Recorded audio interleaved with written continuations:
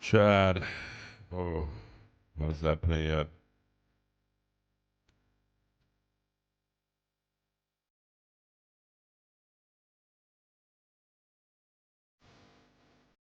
One, two, one, two.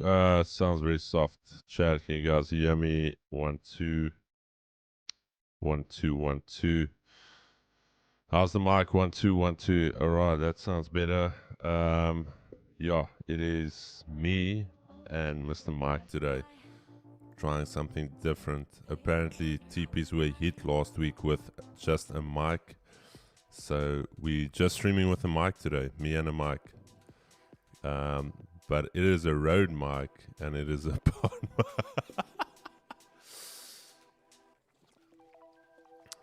Chad, here's our man. Keeks, give us a 1 2 1 2. Oh, 1 2 1 2. Testing. All right, Chad, how's the audio? Sorry, man. We actually have some PTSD from this. Bro, you know, after Space. 24 hours, I think I know this whole playlist off by heart now. We NCS really coming in clutch. Chad, how's everyone doing? How's everyone? No, yeah, sorry, man. I was just checking that everything's fine. Audio good. Can somebody just say audio good, audio not good? Kicks, you happy with the audio? I'm going to give us a little bit more in the ear, a little bit more 1 2 there. No, it's perfect. Oh, bro. that feels good. Audio, okay. Chad, thank you so much, first and foremost, for the guys that weren't maybe on stream that morning. A big shout out to everyone joining us for the 24-hour stream. It was good, it was bad, it was ugly, it was emotional, it was everything you would expect 24 hours to be. But ultimately, funds were raised. And I do apologize for being a little bit radio silent. I just put my phone one side. I don't know if Keegs was on social media a lot. No. Like, my thing was just put it aside. That was enough, a lot of screen time. But we're back into it. My kidneys are still a little bit sore because you want to sleep, but your body is like, you can't lay down so much. So, yeah, obviously work to do now. We've got some corporate guys that also gave sponsors. So today and tomorrow we will be ordering all of those blankets. Some of them will be sent to Cape Town. Some of them will be basically shared here. And ultimately, that was what the 24-hour stream was about, to give back. So I think in total, if I'm not mistaken, I think we raised 35,000 Rand through the chat. There was about, I know we in it, I actually took screenshots as well, but literally everything that's coming through YouTube will anyways go to the blanket drive. Then the 10K, I gave 10K from Vault Markets. Sorry, actually 40K, because we're going to do another 10K from Vault Funders. So actually 43K. But yeah, we will keep you guys updated on that. So, but a big shout out to each and everyone. Also, there were a few donors that came through the bank account. But Chad, we are here. Keeks, how are you feeling? Feeling good, bro. I must say, I still feel like I need a break from the charts. Like, I feel like looking at charts for 24 hours straight, it does something to your brain. So feeling good, but yeah, I think I've literally got to force myself through this session to look at charts, if I'm honest. Etty, Slushy, and Jax, don't worry. We talked on, when was it? Friday early mornings. So don't forget, I actually had a chat with support now. I don't forget about you guys. But chat, anyways, let's get straight into it. And if I missed anybody, Chad, all of you were tops. The guys, Carl, Francois Stuyvesant, Beetge, I don't know where that came from, but Mr. Peter Stuyvesant, as Etty called him, all of you guys. I must just check, is part 2 back on? Because Mo did do something. Hey, Mo. Let me just check here before we start. before we start, Chad, because Mo, obviously, he almost got us completely chalked. Let me But just I check said here. that to him, bro. And the thing is that I said to him because he wanted to play Kendrick Lamar and he wanted to play a whole other guys. And he's like, no, like they let you do it like for this to hype it up. And I said, no. I said, we're going to get smacked. I said to him, I was like, Mo, I promise you, brother, if you get this stream taken okay, down. I see. Wait, it's still blocked. Kendrick, I took off. Okay, who's this Nathan for you guy? I have no clue.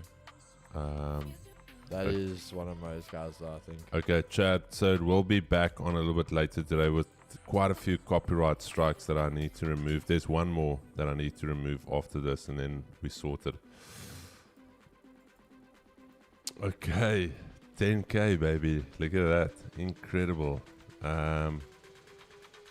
Incredible. Yeah, Chad, we didn't think we'll reach it, but we did. Okay. Guys, before we start, as with every other week, let's just get into prayer real quick. And the Bible says, if you do not know how to pray, pray this very simple prayer. Our Father who art in heaven, hallowed be thy name. Thy kingdom come, thy will be done on earth as it is in heaven. Give us this day our daily bread, and forgive us our trespasses as we forgive those who trespass against us. Lead us not into temptation, but deliver us from evil. For thine is the kingdom, the power, and the glory forever and ever. And everybody that believes that says amen. Amen. All right. Keeks, even though we were streaming for 24 hours, it feels like I've never streamed in my entire life. But here we go. Let's give it a crack. All right, this week, Chad, we're going to get through the fundamental chat as well. Nothing much today. It's going to be a relatively quiet day. We still have the Eurogroup meeting. I don't know. It seems like they just meet every single day. If somebody can just let me know when this ends. Let's just see frequency. Monday. Okay, it seems it's a Monday. Irregular. Okay. July 22nd. Okay, it's if somebody can let me know, but it feels like we've been in this Eurogroup meeting for weeks. German Baba monthly report, and yeah, Chad, that's it for Monday. Tuesday, we've got also Eurogroup meeting again. We've got some consumer confidence, big one there. Existing home sale changes. Chad, it looks like a relatively easy, flat week till about Wednesday. Okay, Yeah. this is where it's starting to get juicy. PMIs, Judo Bank. Believe it or not, that is where judo started in Australia. The guys were fighting each other in the bank, and they called it Judo Bank. And anyway, we'll chat about that a little bit later. GFK consumer confidence. Then we've got some PMIs out of Europe, big PMIs, and then interest rate decision out of Canada, and then PMIs out of the US. Almost sounded like Trump. Very big PMIs. These PMIs have never been this big, but we're expecting bigger.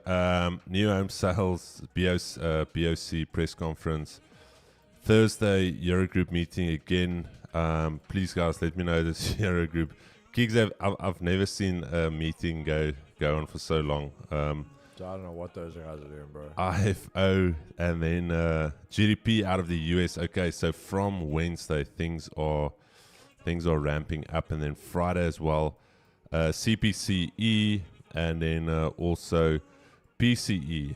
So we've got quite a bit of data this week, Chad. Quite a bit of data. Some of the biggest data you'll see. Okay. Do apologize, Project G guys. Keeks, did you see in the office my headset? So that you don't think, because Keeks' headset got chalked, and he asked me, and I'm like, bro, you wouldn't believe it. My headset is at the office because I brought it to potentially hook that up to the PlayStation. But anyways, so Project G guys, we have you guys on tonight. Okay, very simple, starting off on the weekly year. And this is something we talked about the entire week last week. We were saying that there is that potential for us to start pulling back. We've had a major pullback. We have broken below this key level. And now what is interesting for me is I am technically bullish to neutral. So weekly for me is neutral to bullish. And I'm going to tell you why. There's two cases here for me. The first reason is we closed below this key level. Firstly, that is the bearish scenario, that if we stay below 104.03, we are still going to continue lower.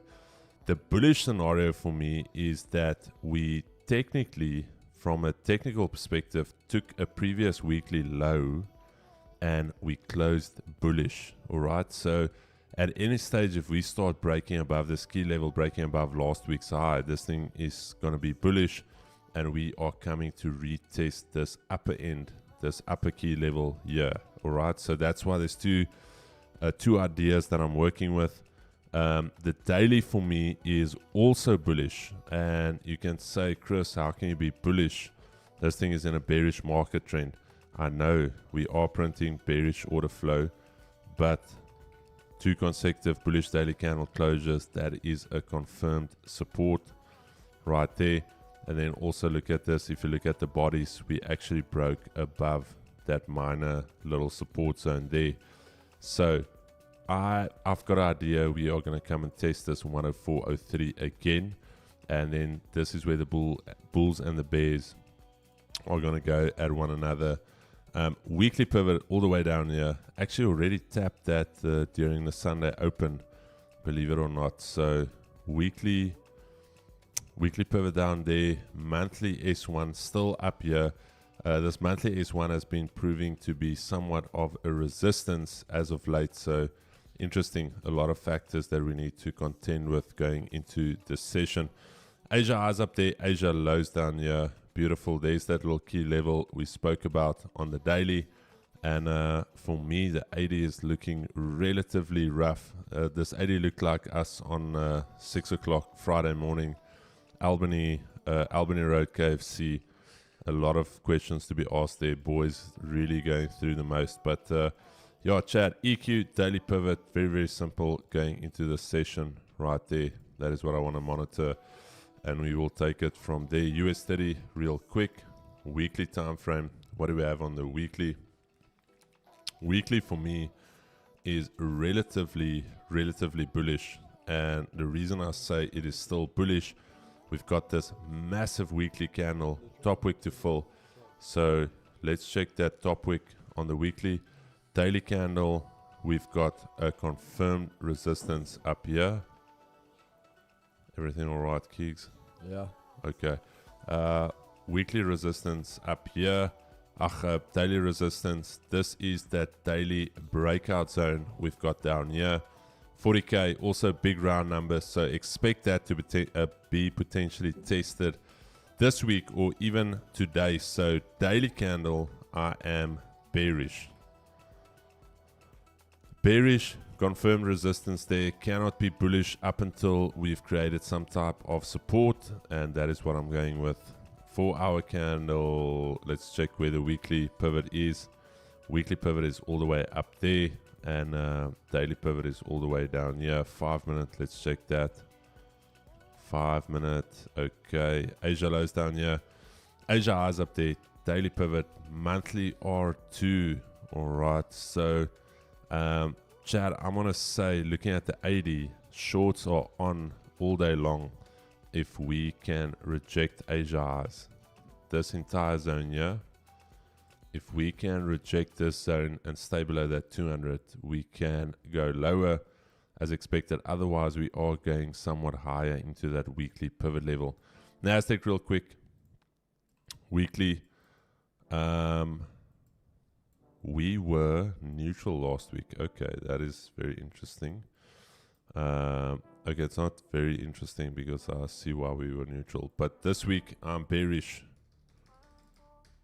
I am bearish on NAS. And very, very simple why I am bearish. 2 consecutive bearish weekly candle closures. Also breaking below this previous breakout zone. So if we were going to continue bullish, we would have held that zone. So bearish all the way to this next zone down here. So we can push up, retest this resistance area, then start breaking down. Take a mental screenshot of this. I'm going to show you the daily actually printed something similar like this. I'm going to show you now. So weekly bearish, daily. Look at that on the daily.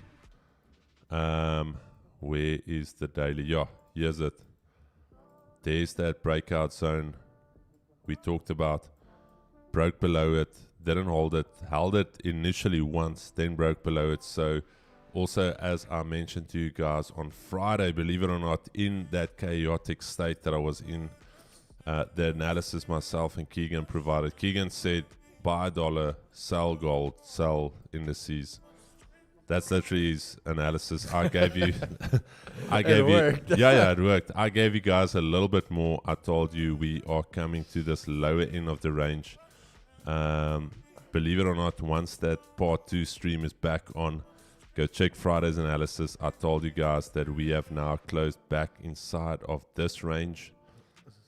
That is the range. So I said if we cannot get above that range, we are going lower, which we did. So daily for me is neutral today, purely due to the fact that everybody loves NASDAQ here. Everybody is hating NASDAQ down here. 4 consecutive bearish daily candle closures. This is the first time this has happened since April. All right, so keep an eye out for that. We can start pushing back, at least create some type of support and then break lower. I'm almost done, Keek. Sorry, man. I don't know why I'm faffing on you. Okay, 4 hour. They've got that level. Let's just check the 5 minute. There's a gap down here. Asia lows. There's that 200 daily pivot. EQ. I'm going to say very simple. If we can get below here, sales are on. Otherwise, I just want that gap to be closed. Otherwise, if we hold above here and this 80 can start flipping bullish, Asia highs, very simple. Hold Asia highs, you've got a deeper pullback. Gold, let's quickly check gold. All right, gold just hurt the guys last week. My goodness. All right, Chad, gold weekly this week is bearish. Believe it or not, can you believe it that the gold weekly has turned bearish? And you're going to say, Chris, how can you be bearish? Very simple. We broke out last week. We took out all-time highs. We failed to hold above this breakout zone. Massive top week. Didn't take a previous weekly low. So this week, neutral to bearish. Again, similar to the dollar. There's two scenarios here, neutral to bear, for the simple reason as soon as we take out last week's low, this thing is gone, and then we are coming back into this range that we were stuck in for so long, and it's just back into the range we go, unless this weekly candle breaks out and we can close above that range. Daily time frame, similar to what you saw on NAS, 3 consecutive bearish daily candle closures. There is your failed breakout. There was your failed retest. But I have seen gold do a thing like this where it fakes back into the range and then today's daily candle pops back out there. So just keep an eye out for that. There's that daily zone. Again, similar to last week, these are the 3 zones that you need to look out for on the daily. Very, very simple. No rocket science here. These 3 levels are the levels that you need to consider. 4 hour, almost done. And then, I don't know. Weekly pivot all the way up there. Previous daily low down there. 5 minute, let's check the 5 minute. That gap has now been closed. Let's check here quickly. 80, everything is bearish on the moving averages. 2410 chat, simple. 2410, if we can trade back above there, I'm happy to look for longs. Otherwise, still looking short. If we get back below Asia lows, 2400, then I think this thing is gonzo. But yeah, Keegs, That is me. Sorry, brother. Your Bro, price you- tab just a little. You sound like you were going to the most there. Yes, bro. To the left I or the just right? wanted to the right. I just wanted to finish that analysis a little bit more. A little bit more. Yeah, a lot of. Okay, there you go. All right, guys. So let's start with DXY. Very, very simply for me. I'm still going to be bearish, funny enough. Very, very simply, if you guys know me, you know exactly what I'm looking for. This was the breakaway to your daily key level 103,450. And in short terms, this is just now your pullback to that monthly S1. So if we can basically today, what I want to look for, even if we do go bearish, I want to see a bit of a reaction off here. If we do go bullish, what I'm probably going to see is going up to 200. Obviously, the daily key level 104,165 above it. But I think we'll probably be hitting that 200, and then it becomes the next day of if we can hold the monthly S1, otherwise trading back down. So for me, really the big thing today is that monthly S1. When we look on the 4 hour, what are we looking like? You can see, obviously traded up, tested it. We've closed back under this zone over here as well, and now trading back down. Our weekly pivot underneath us as well. So when we start looking here on the daily, very nicely what we can see is obviously gap down, traded back up, closing the gap, making Asia highs. And then obviously failing to get back to this level again. So what are we doing? Back to the EQ, holding that EQ, and now the break back underneath. So I must say right now, if dollar can't get back above the EQ, I think it's in trouble. And obviously the Asia lows and previous daily low are going to look very, very good for targets. And again, getting underneath this 200. So very, very simply for me, for the day, right now, DXY, the main area is going to be this EQ, the battle over here. If we can get above it, hold it, obviously so I'll go for that monthly S1. If we keep rejecting, we obviously coming back down. So I am bearish, but obviously we can see a bit of a neutral outlook, as we say on a Monday, basically going to set the tone for what we're going to get this week. Obviously, taking that same analysis now over to the indices, you're going to see what I'm talking about as well. I'm obviously still bullish long term, guys. And why do I say that? As much as this is a massive candle, you've broken all of that, we definitely can still see where all the momentum is going. So it doesn't mean because of one candle I'm going to flip as of yet. What I do want to see though is we can see there's a nice flat level over here, also right about the weekly pivot. So what I'm going to wait for is on the daily key level, I want to see if NASDAQ can trade back up. Obviously, if we start seeing that dollar bearish momentum come through, that's just going to add to it. So if we can get back up to this level over here, the daily R1, if we can break through that and start trading back up to our weekly pivot, if you see up over there, why do I have two weekly pivots? If we can start trading back up over to this weekly pivot over here, we can then start to aim for that. Guys, I just want to remove these. I see I've got all these still on the charts. There we go. So if we can start trading back up, weekly pivot, and then we want to see the retest to hold that level. If we basically reject on the lower time frames, if you see on the daily R1, very, very simple, I can see NASDAQ continuing bearish. And again, why do we say this? Because not only when we start trading back down, hitting this daily R1, we then start flipping, obviously taking out, holding these lows over here, so our lower highs as usual. You can see the 200 nice above there, and then obviously the monthly pivot is down below us. So I always talk to you about how higher time frames are more important. Same for me. I personally would rather say these pivots, R1s, S1s, the higher the time frame of them and they're closer, the more important. Think of it like a magnet. You're going to be attracted to the bigger one at the end of the day. So yes, we can trade up to a daily R1, but literally at the end of the day to push us to a monthly pivot underneath us. So when we start looking at the 15, what does that show us? We're almost very similar to what DXY is doing. You traded up, obviously not down, came back down to close that little bit of a gap, not closed yet, as we can see there. Asia lows trading back up. We're now at the daily pivot, the EQ. As I say, I personally would still like to see maybe something like this, a little bit of reaction off of that EQ, holding the daily pivot, then going for those Asia highs daily pivot, which can then, as we always talk about, your manipulation, and then the big sell off to the daily S1 monthly pivot. So that will be basically what I'm looking for with NASDAQ today. Otherwise, if we can break and hold the daily R1, NASDAQ is backing for the buys, and obviously previous daily highs and weekly pivot upwards become the targets.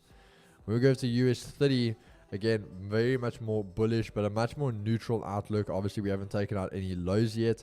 But again, I do agree with Chris. Obviously, we have these flat bodies of the previous highs, which conveniently lines up at that psychological level of 40,000. So for me personally, definitely becomes a nice target for us to aim for. So again, we are at a monthly R2. Let's just keep that in mind, guys. We are moved to the end of the month, and we are literally at the monthly R2. So very, very similar as you're going to talk about a daily time frame. I spoke about this with the Project G guys in one of our boot camps, the true day cycle. Now, the same way we talk about how the end of the cycle, you see your retracements. The same with almost the end of a month, you're going to see a bit of retracements. These targets have been hit, a monthly R1, monthly R2, and even the R3, and now having a bit of retracement. So very, very similar. We can start retracing again, and obviously, as I say, that psychological level, 40,000 can become a target for us. But what we will see, which makes US 30 a bit more interesting for me, is Asia lows being tested, Asia high. So we have closed this little gap we opened up with this morning. But what I do want to see is that obviously Asia highs get tested. And again, noticing that the daily pivot and the EQ are way above us, but also back above that monthly R2. So if we can go for that EQ, what I'd love to see then is if USD is going to return bullish, the key thing for me is it needs to hold that monthly R2. If it can hold the monthly R2, USD can go bullish again. But if we go for those tests, as we talk about that liquidity sweep, the fake out, with manipulation, whatever you want to call it, when you then trade back down, if we fail at that monthly R2, that for me is game time for US30, and it's just literally going to run to the downside. And as we say, that daily level, you can literally 40,000. I'm not even gonna lie, I'll probably even say we'll hit the 40,000 today. If we go bearish, we're hitting 40,000 today. Quite an easy one. We've seen the momentum US30 has been coming down with. And again, no signs of stopping yet. There's no roadblocks in the way. We've broken right through them. So it's clear traffic for US30 to literally free fall. So again, very, very much a neutral day. Main thing for me, daily, the monthly R2, round about the EQ and the daily pivot we want to be looking out for. And then lastly with gold, gold again, much of a similar one, very much neutral. I think Chris has also spoke to you guys about this before. I don't even think you brought it up there, but you guys can go back and just look at it. How many times has gold gone the same way for 3 days straight? So that's already something we're going to take note of here. What I do want to see is this is a major level, had a breakaway, not really the retest I'd like. I always say I like to see a market run away a bit and then come back for that retest. So as you've seen over here, broke away, came back, then failing. This was now a breakaway, nice big movement, and now coming back down. When we look on a weekly, very, very simple. We got a nice wick to fill. So again, I know a lot of guys will probably teach you this play, but when you have something like this, if you are going to return bullish, what we are going to do most likely is first take out the low of that previous wick. And if we can close back bullish holding this level, good chance we are then going to go for that wick fill. So very, very simple one there. What I'm going to wait for with gold in a nutshell is something like this. We can see a little bit of a breakaway there. If gold at all is going to fight back, it basically needs to do this, taking out those lows, the previous daily low, but still holding this level like it did over there, closing bullish again, and then we can start looking for those bars. Again, EQ and that all way, way above us. But if gold starts to fail, the big thing for me and a reason why I'm not just flashing it away yet is we did close above 2400 at the end of last week. So that is a key thing for me, the fact we did close above it, holding that 2400 level. If we fail at it today, again, good chance. Anything basically under this 2394 level, I'll start looking for sells. I think we might get a bit of a runaway there. But I do also, personally, I don't like this one-way momentum straight away. Knowing that it's start of a week, we're ending a day cycle. And again, your daily pivot, EQ all the way above us. Again, even the guys will also know I have the day count. So guys in the boot camp, again, if you guys knew that, I think we're going to line up very, very nicely here for a day count as well. So just keep an eye out. Obviously, we know what this would be. And again, if we do take that out and turn around, we also know what that would mean. So going to really be looking for that type of play today to start lining up for us. But again, very much a neutral area. Previous daily low basically on gold is the main area for me today. All right, chat. Markets are open and in motion. We actually need to get this little thing sanitized. A lot of mouths have been on this. Bro, I was thinking about that as well. You still need to put the ball up, eh? Oh, the ball.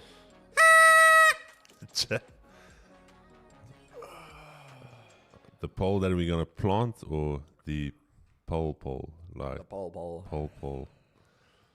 Andre Pollard. All right, Chad. Bro, what did you think about that Springbok game? Okay, wait. Let me just.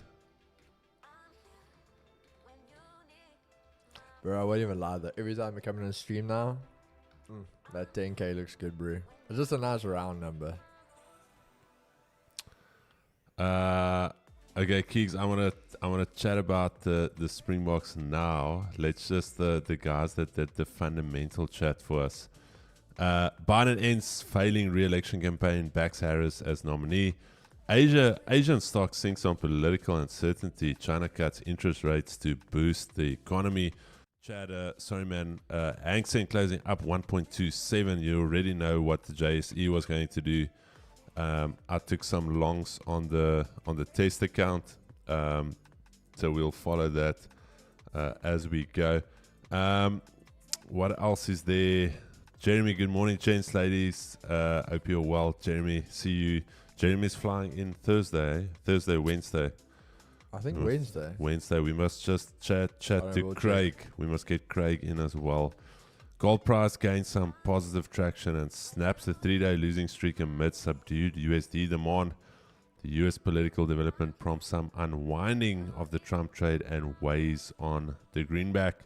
September Fed rate cut bets further undermine the USD and further benefit the non-yielding gold. Yen appreciates as traders expect interest to rise. GU holds position above 12900. Aussie dollar declines as US dollar recover its losses. Gold price holds ground around 2400. Okay. In other news, Biden pulls out of the election race. Get your minds out of the gutter. That one proudly brought to you by Bevan Gous. Chad, yeah, that is the fundamental chat. Really, Chad, listen here, before we go any further, I have to give honor to the boys, Keeks, Slashy, Etienne, and Jex. Especially Etienne. Etienne's work rate was I've never seen somebody have a work rate on a 24-hour stream. Just constantly in the chat, and I was like, dude, this man is it was incredible to see. But anyways, and then he still went to go and work. I don't know how, but good morning to everyone. Let me just see that I miss anything. Audio good. Yeah, let me know the audio changes. And then also all the giveaways, Chad. Sorry. All the giveaways. We're busy filtering through all of them now. So don't stress. Everyone will get their giveaway. We have never said we do a giveaway and you do not get your account. So you better believe you will get your account. It was just a case of me putting my phone to the side and resting. Keegan doing the same. Yeah, a break, bro. Neil Skidman, oh shit, I just say you guys offer a membership, decent price too. Can you guys elaborate on that? I need a good mentor. Neil, check out the website, my brother. Yeah, all the info is there. All of the info is there. That is where. Yeah, Neil also, not saying it's you, brother, but again, guys, just read. Just scroll down and read. Someone literally messaged us the other day asking, like, again, what all does the on the website does it entail? Is it just signals? And I said to him, bro, like under the membership, and he's like, no, he's looked on the page, like it doesn't say anywhere, it just shows the price. And I literally scrolled down and I said, there's 4 main pillars which tell you a lot about what let's actually do it. Okay. So yeah, Neil, please, not targeted at you, but just in general, like we actually get so many messages about it. Okay, weekly prep calls. You get 2 weekly calls. News trading, you trade all of the news events with us live. That is not on YouTube. Fundamental education. On the weekly prep calls before the news events, all of that, we go through the fundamental framework that we're working with. Exclusive content, believe it or not, this is our OnlyFans section. This is where you get to see feet pics of Keegan. He actually grows his toe hair, and he actually does like this cool little mohawk with his big toe. You guys won't believe it. We told the group we actually got some exciting stuff coming for them, and we actually had 4 midgets wrestling Chris. So you don't want to miss out on that one. That is under the exclusive section. No, I'm kidding. So exclusive content. Exclusive content is obviously to do with, for instance, there's some discount codes that when other discount codes are not running with Vault Funder, you'll get exclusive discounts there's there. Indicators the guys There's get indicators to our members. There's quite a bit. Also, we're busy shooting a big. I don't. Yeah, we can say it's a course. It's a course that will be on Discord. So especially for newer guys, for intermediate guys, for more advanced guys, all on the Discord. So $750. I don't know. Some of the guys have made just collectively out of just the news trading. Some guys have made 150K. I'm just saying. I'm not going to mention names, but some of the boys collectively have made over 100K. And I think. Hold on. We have Project G's been open for what? 2 months. Okay, 2 months. I think we're going on 2 months. End of this month, I think we'll basically be just short of 2 months.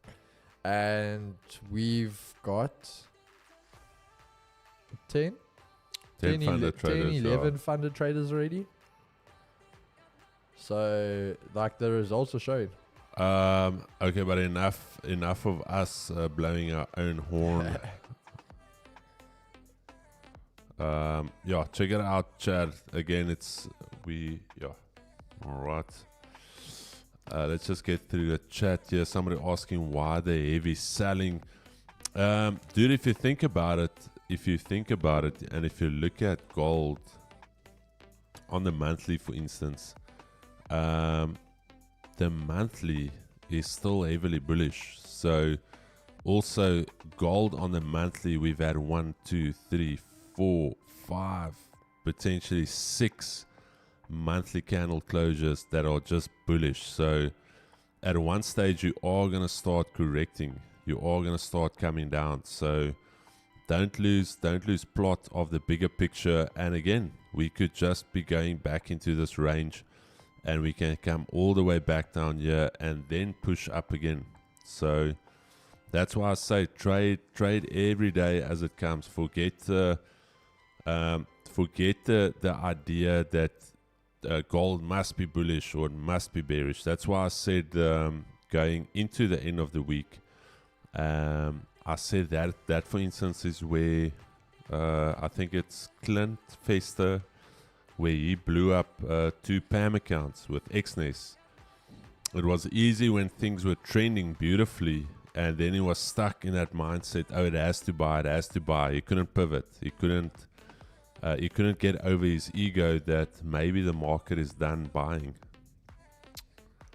Sorry, Xander, brother, you actually were literally just added this morning, my man. So you can go check there on Discord. You'll see Project G there now. Plans to get crypto on VF? No. On Kabetsi, Lilaka? Absolutely not. 1.5 month where FitPick sold me. Chad, a quick one with regards to there was something specific I wanted to say. Chatted to the guys from Vault Markets. Unfortunately, JSE not gonna get it on. Just too expensive. Just too expensive to get that price feed on. So yeah, we will not be getting the JSE. We will not be getting the JSE, unfortunately. Then also another thing I wanted to go through. Yeah, thank you so much, guys. We have migrated to the new price feed on indices, so you guys can let me know. Vault Funder on trading. Andrew, Andrew, believe it, that is currently on hold. That is currently on hold. Vault Funder on TradingView. That is currently on hold. What's that now? Vault Funder on TradingView. Oh. Yeah, the time and effort is just, and here's the thing, the amount of money already spent. I'm not saying that it won't happen, because if you look at the cost to get onto TradingView, it's a big cost. It's almost R500,000 just to have your broker on here. So this little panel here at the bottom, just to be on here, costs you, sorry, where, okay, not the, yeah, just to be on here cost you about R500,000 a year. So it's not cheap to get onto TradingView,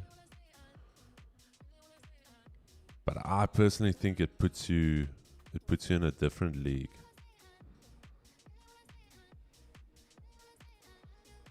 I think it puts you in a different league. But yeah, we currently just on hold for a bit. Bro, next operation for us is fixing this aircon. Oh, the cold, yeah. It is cut cold in here, bro. I must actually chat to Caitlin now. Yo. I've seen those feet in person. They are gorgeous. No, they're incredible. Incredible.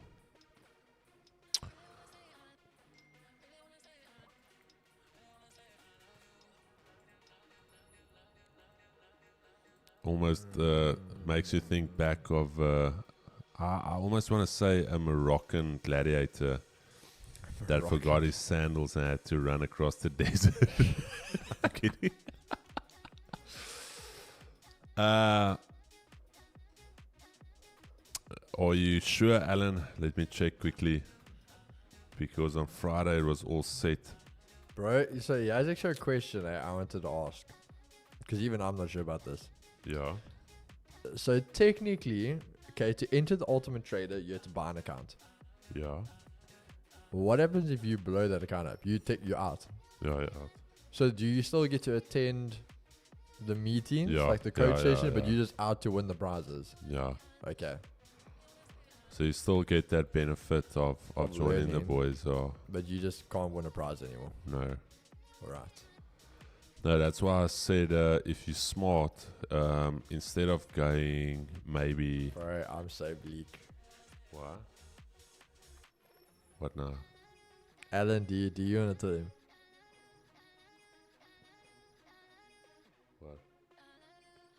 What?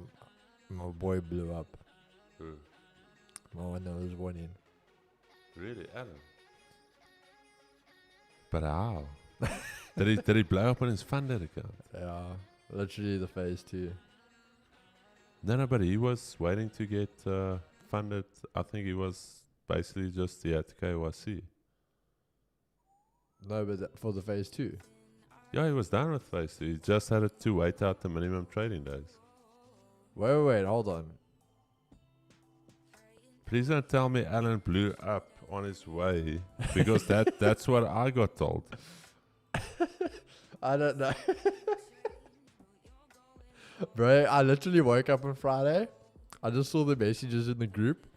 And I just said to the guys, they were still like, Kings, you're alive. And I was like, bro, I was just seeing my phone if there was anything important. I saw that message and I was like, I was broken hearted. I was like, nah, boy, nah. And I went back to sleep. No, man. I was so talked from that stream. I was still on phase 2. Yeah.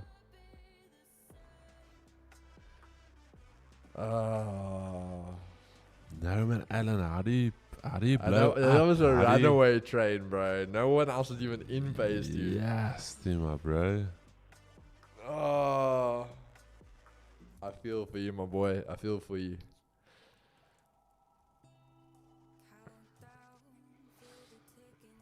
Guys, can you just check if everyone is happy and they can trade indices? Please check. Keys, bro, did you see FC25 is almost getting released? I checked the vids on YouTube and it sounds absolutely insane, much better. Etty, bro, so here's my thing, eh? Trust me, I'm a mad FIFA fan. And the thing is, I'm going to say this now, and 100% I probably will be the guy that buys it, like, with the 3-day early access and all that crap. But they always, every single year, it is a bit different, and it's so much more improved, and it's not. There's little differences. You can feel that it's more realistic. The defense is harder, maybe shooting's harder, the passing's more realistic, ball control, whatever. But it's never like that wow factor that like you can feel this is a new game type of vibe. You know what I'm saying? Where to be fair, bro, I don't even understand NFL. But I was playing college football yesterday. Bro, I'm hooked. That game is so much fun, bro. I don't even get what I'm doing. I'm just throwing balls there, bro. I'm sacking people left, right, and center. But I still have no idea how the points work. Bro, but for example, like that's a fun game. Have you never played NFL? No, bro, because I played it. I played it once in the past because I got it in like my PlayStation Pass for free, and I played it and I was like, I had no clue again what was going on, and I gave up on it. And then I got into this college football, bro. I'm having a jolt. So here's the thing with NFL. It's actually so simple. So you get 4 chances to get over the 10-yard line. Yeah, as long as you keep moving forward. Yeah. So you get 4 tries. So basically 4 scrimmages. They call it scrimmages. I picked up on that. Yeah. And then you'll also see sometimes they on the left third or on the right third. So it depends on where the ball went out of bounds or where the guy got tackled. So then obviously you'll sometimes hear that the guys talk about where they blitz. They do, for instance, a blitz defense where they are like scrambling to get onto the QB, quarterback and the running back. Yeah. And then you'll see sometimes that the guys play a more fanned out defense if the guys are playing like a throwing game. So obviously try and intercept to tackle like watch your running, the wide receivers and all of that. So that's where that comes in, and then obviously a lot of guys just play through the mid with the running back, just like do the right. They call it rush yards, the fake outs, the little the rush yards. That's where it's just like that running quarterback to running back, trying to create openings. But other than that, it's relatively straightforward. It's like I said, I don't get the whole idea, bro. Where like I can score sometimes, and it's 7 points. So for example, it's 5 points or 6 points. So if you don't go for the field goal, then the field goal is again. 1. Yeah. But if you go for a 2-pointer, where it's almost like I have to do a second touchdown, a second, then it's a 2-pointer. So then instead of so it's 2 points instead of going for the field goal, is just 1 point. Field goal is 1 point. Okay. And then a field goal in game is, I think, also 3 points, 3 or 2 points. Field goal. I think it's 3 points. 3 points. Yeah. So. No, we jammed that thing, bro. Nah, bro, so literally, I've been getting into it. I've been addicted to that thing yesterday, bro. Let's just check it. So 100%, like guys, I would recommend if you smark your sports games, NFL college football, bro. And I must say, it's so dope, bro. The whole idea of the college thing, like playing through the colleges, like you like control your guy through his career. I'm loving it. Morning, I still can't open trade on indices. I'm checking now. Do me a favor, please email support at vaultfunder.trade. It could be just a case of some clients not having the ability, but I'm checking now. But and Cloud was saying, yes, I can trade both US City and NAS on MT5. Yeah, that's why I say, Chad, it could be just almost like sporadic clients not having the ability to do that. But bro, so here's a quick question on that, because Alien actually brought that up. I got a yellow card for a forward pass. But everything you do is forward passes.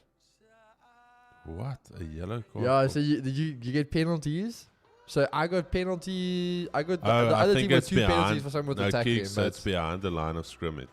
So remember, we start. So if I go scrimmage. over that line So and if then you I run pass. over that line and then you pass, then it's a forward pass. Yeah. Okay. I'm learning that, guys, in real So time. everything needs to happen behind the line of scrimmage. Yeah. As soon as you go over the line of Yeah, scrimmage. so I can scramble, as they call it, to the left and the right, but I But can't not- go forward. Yeah. If I run, I must run. I can't pass. That's why you'll see a QB whenever he goes over the line of scrimmage, runs. he runs and then he like knees. Yeah. And also you can't really tackle quarterbacks anymore. They call it unnecessary roughness to try and protect QBs from getting injured. So back in the day, you could tackle the QB. Now it's like you have to take him down softly. You can't destroy him. Because the Oaks ended careers back in the day. I'm actually enjoying this, Like, I really think I might start getting into a bit of NFL. Wait, where can we watch NFL then? Because it does come on like Super Sport. No, it so does. we have to. Does it? It's on Supersport. Usually, I think like 214, that international channel, and then also ESPN every Sunday. So it's usually like Monday mornings, 2:00.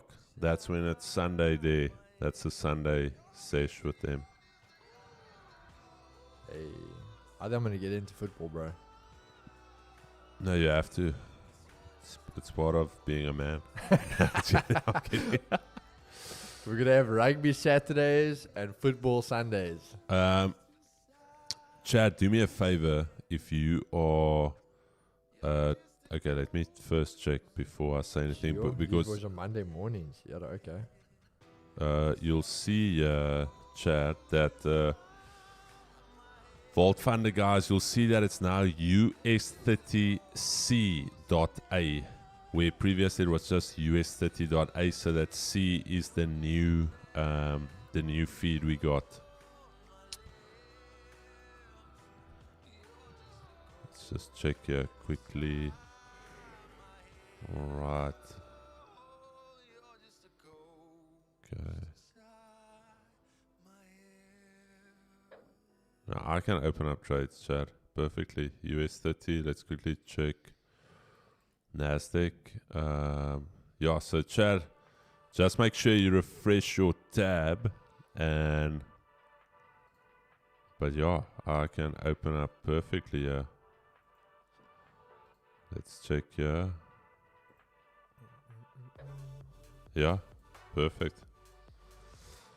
Nasdaq and US30. What I was referring to, chat. Sorry, man. Let me know if you guys can see this. That is the new name. Wait, let me just bring this up. The new name is US30C and US Tech C. All right, Alan. So that's the name as US30C.A. US30C.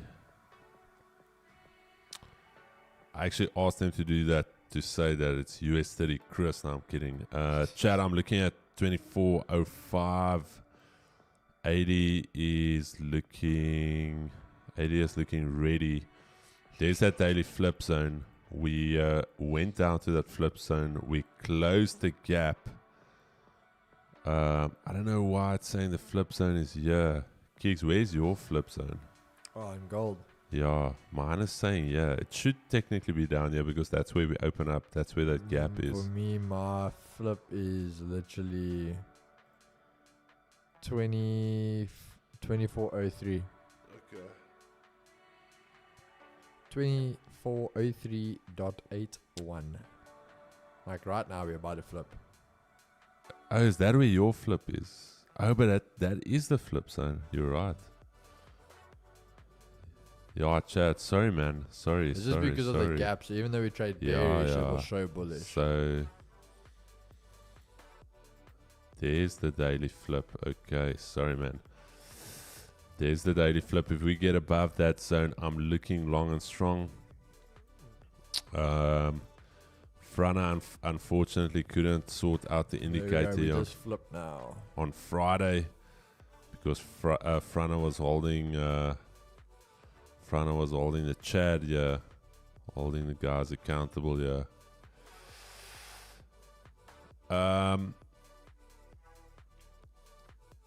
Yeah, Keeks, okay, you missed some of the Oscar Pistorius jokes that Etienne made.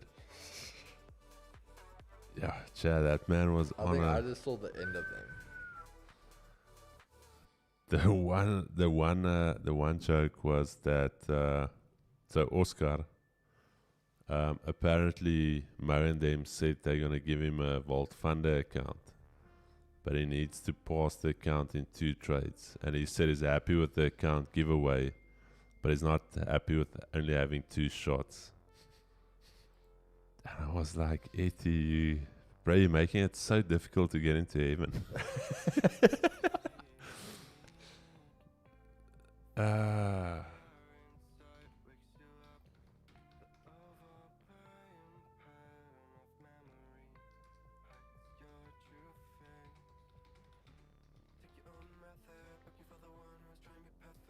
What are y'all looking at? That is gold. So we're looking at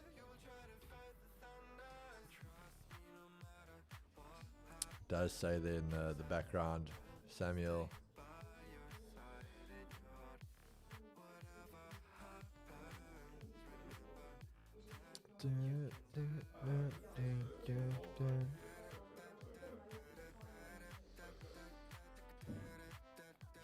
Yo, I'm over this cold weather, bro. Okay, Chad, so the entire Vault market, there's a technical issue with MT4. So I don't know why you're still on MT4, but you deserve every issue if you are still on MT4. There you go, Alan, that's why. So MT4 is the problem. Sorry, I'm... it's all good, bro.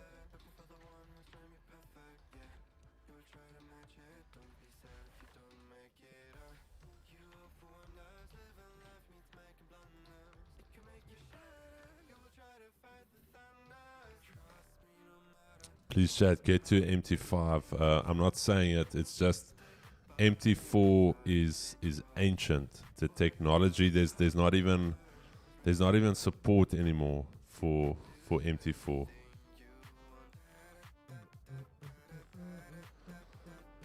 All right, Chad. Very simple for me here this morning. Gold. This is the flip zone here. And if we continue to struggle here at this flip zone, might take a short, but also once we come back into this Asia range, things are keys. I'm going long, 24.05. If we get above that level, I'm going long. Otherwise, man, go for it. No, I'm going for it, Chad. I'm going for it. MT4 was created, dude, I don't even know when it was created, but I was also fighting it. I'm also a guy, I don't like change. And then somebody once sat me down and he's like, bro, let me just show you from a technical perspective the difference between MT4 and MT5. And then after that, I was like, okay, I do apologize for constantly fighting this change, and I will immediately revert.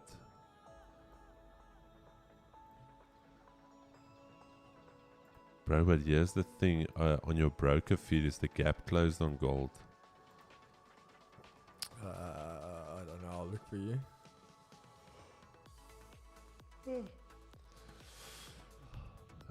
Nope, still only showing US30.A, showing no C. Are you on MT4, Armand?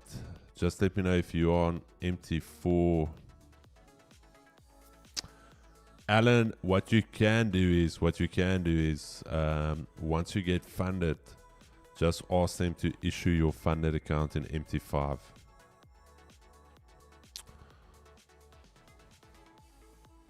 Okay. Let's check here. Chat, I'm going to go into the chat now. There's just a lot happening here on this side. I just want to go through some of the queries here. Just make sure we are set and ready. Then I'm going to go through the chat. Drop some messages here. Vasarov, Kribo, Etienne, I could believe you, brother. Yeah. Etienne, I don't know. I don't know. Etienne was on another level. Makes me think of that song. I'm on a new level. That was Etienne. I definitely Kicks. I think Etienne's parents had issues with him at school. He was that. He was that child that was a problem. Etienne was like me at school. Shame, wie sê die seentjie wat alleen nie voor teen die bord sit? Oor is jou seentjie, Etienne. Wie sê ouetjie langs aan hom? Oor is Chris. Ja. Nee, die twee kies ons sukkel maar met hulle hoor. Ja nee, as hy vanaand by die huis kom, bliksem hulle net 'n bietjie hoor. Alright. Kry dan die pastoor ook om bietjie hande op hulle te lê. Bro, you see the cock? He's talking in the chat. Man, I'm gonna check now. I just wanna do something here. Nah, bro. Etty was Etty, my bro. Oh, yeah. No.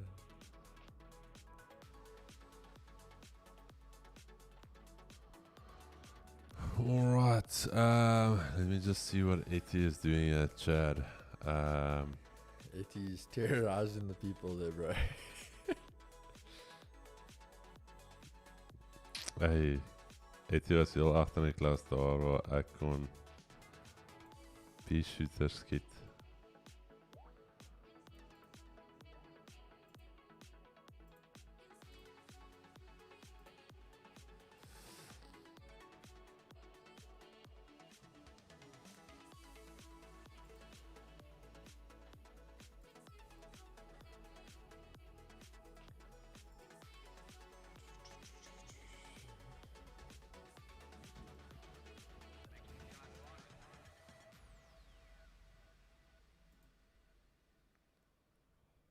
Wakker bly was pies, meneer. Dude, meneer is jokkie. Wakker bly was tough, my dude. Here's the thing, Keegs was off screen for a while as well, but I have to say Keegs didn't sleep. I was honestly surprised how fresh, but I think you held on and round about, I would say 5 o'clock. Then it was like, Keegan hit this brick wall. I could see it. The man was... No, I was KO after that, bro. He was still fine. It was like, when he came in here, I was like, bro, how's this man still so fresh? And then all of a sudden, it was just like, Gonzo. Yeah, no, that was rough, bro. Chad, yeah, let's get ready here on gold. Just gonna wait here, see what we do here, but some potential trades in this zone right here. So don't go anywhere. I'll be back.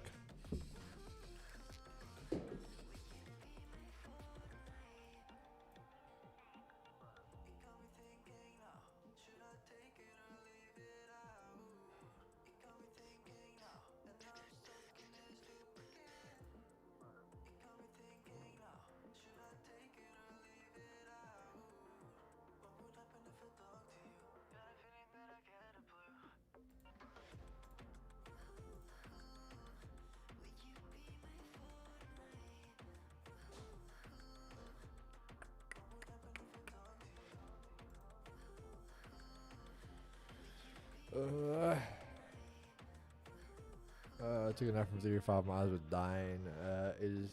It's infinity energy.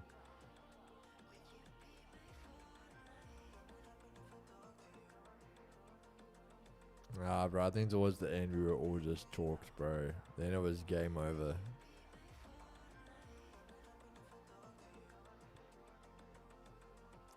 With Vault Funder, can I still trade after I request a withdrawal, or do I need a new account details so I carry on trade on? How does it work? No, you just need to wait for the account to reset. Once the account resets to your balance again, your start balance, you can start trading.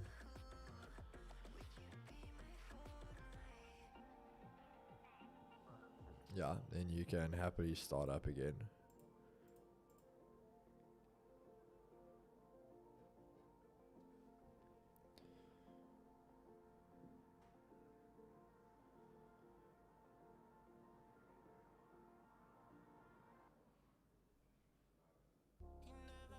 On my side, the entities only show candles from 18th July, nothing before that.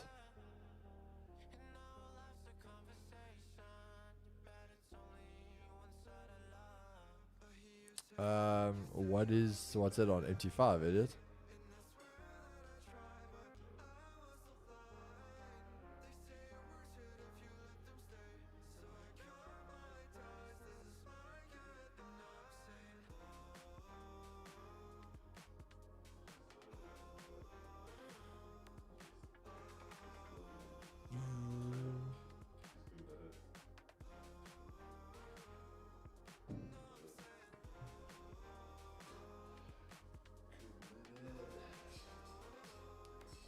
Bro, it seems like the chat took some knocks here, eh?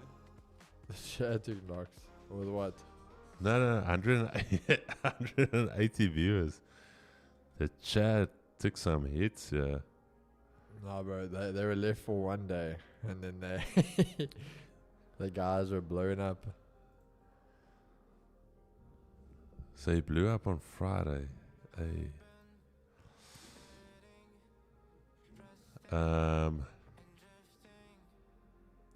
Mr. Altate Beerso, brother, you just a bit late. We did update it. They will all be sorted out today. What's that? He's asking about the update on the account giveaways from Oh, yeah, Thursday. yeah. I wanted to start working through it Friday evening. I was like, nah, I'm just going to make a conscious choice. Just one day.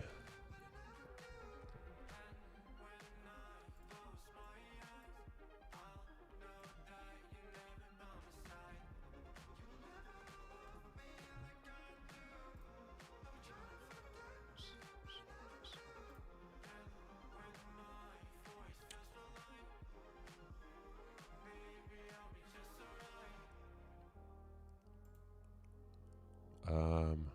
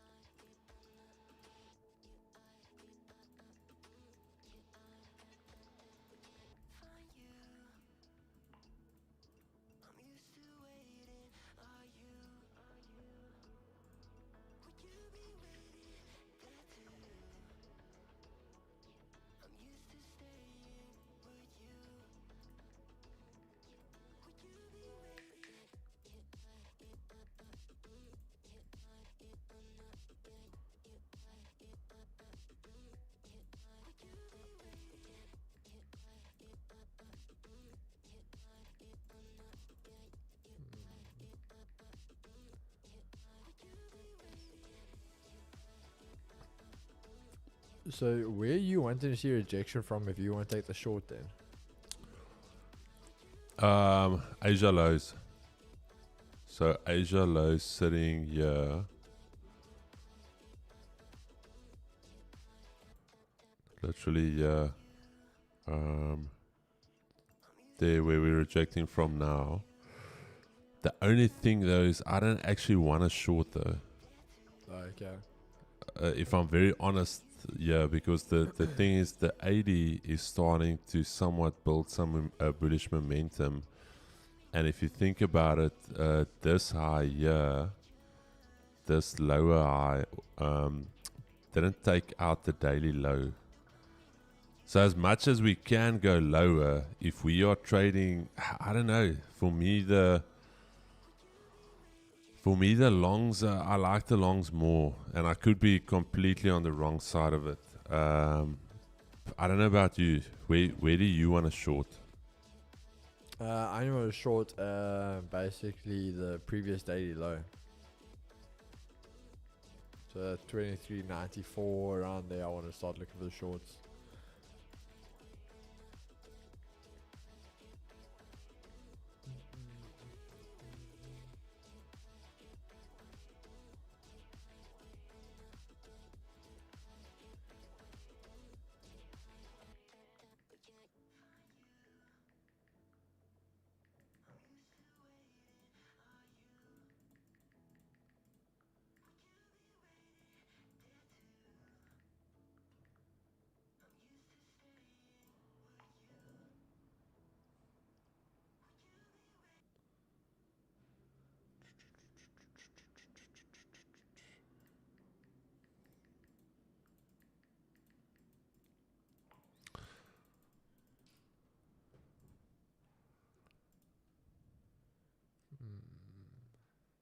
Bro, yeah, there was a Warren guy that, I don't know, Chris and Keegs, I'm thinking of opening an accounting firm that specializes in tax for traders and accounting work for them as well. You think demands for something? No.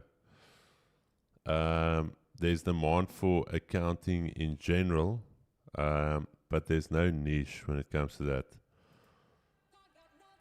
There's no need. So if you want to open up an accounting firm, open it up for everyone. All you can do is on your list of expertise, you can say you specialize.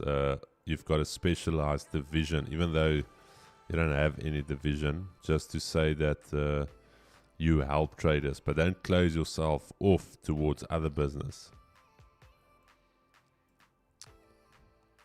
Because already, if you think about it, traders that win and traders that lose, you're already playing a very small field. Keeks, I'm in two minds here, bro. I'm in two minds here. What are we doing? Like on the one end, the short looks good. Thank you, sir. Skissy. On the one end, yeah, we've rejected that daily open multiple times. We're trading below that 200. This is a minor structure break here. But that 80, my bro, is the thing that is... What are you... Where do you... Bro, I don't know. I don't want to force anything here on a Monday. I would still wait a little bit for a short. If anything, I might consider short maybe after like 2400. Yeah, anyways, I wouldn't have taken that, Chad. No top wick, just the break of the low, so that's a big no from me. It's a no from me, dog. And also we've got all this trend line liquidity. We've got all of this trend line liquidity. Now I'm gonna wait, Chad. Like I said, not my setup to short here. If it's shorts, it's shorts. I'll consider 2400. That's why I think Keegs also. Keegs 2400, eh? 2400.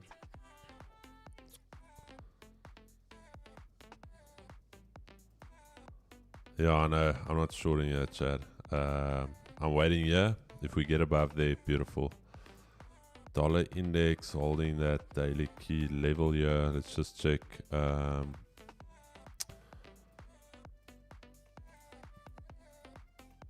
Oh yeah, some of the guys were thinking that Biden stepping out of the race was going to have an impact on the markets, and I said, not really. For the guys that's not part of Project G, but the reason why I said it won't really have an effect is because the election race is still on. They're still busy campaigning.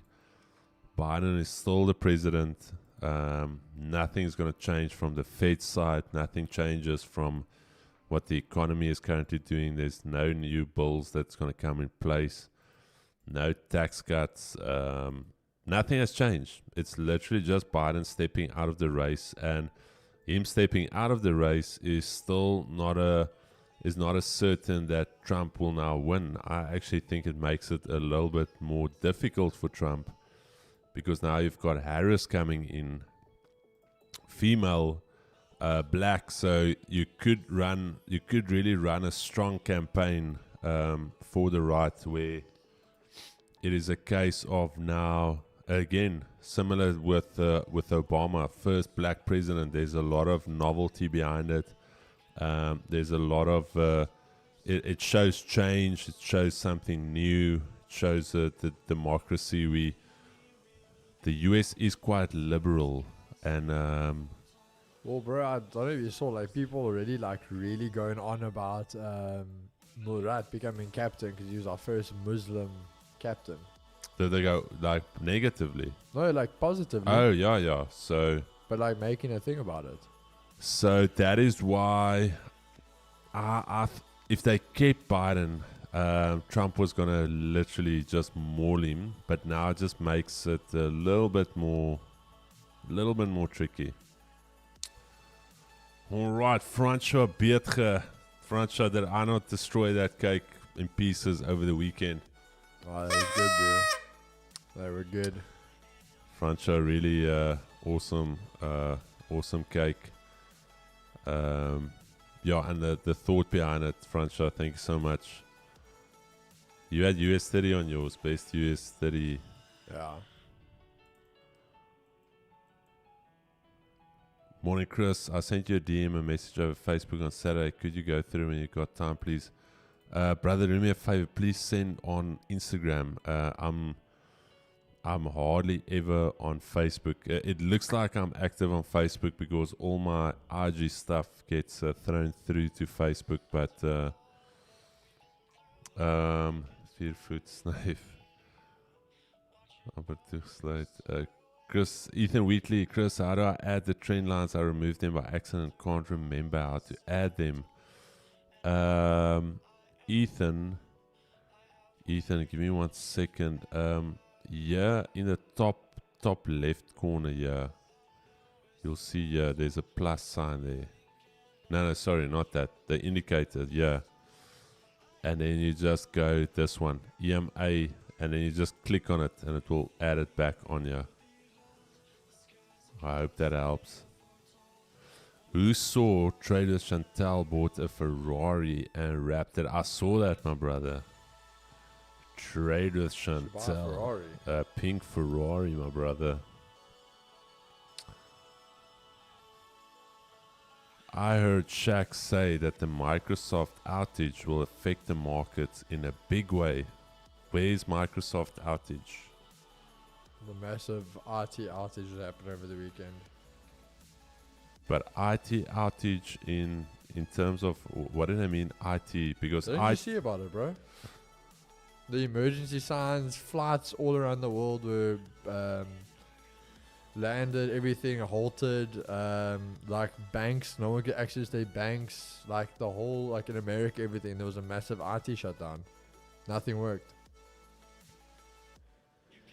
I know, but it's based off CrowdStrike. It wasn't Microsoft. It was CrowdStrike. I would say it's not Microsoft, but it was a massive like IT shortage.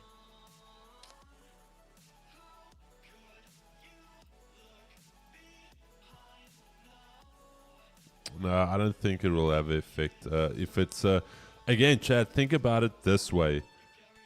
Anything that happens, is it going to have a prolonged effect, or is it something that just happened at on the moment and then is busy being resolved? You always need to think, what is the net effect thereof? Yeah, I don't think so.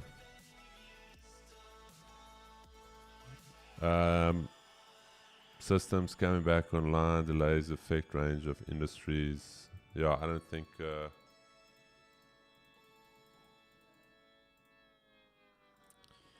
Yeah, my thing is again like, you know, it always sounds when I say something, people think I'm taking shots at people.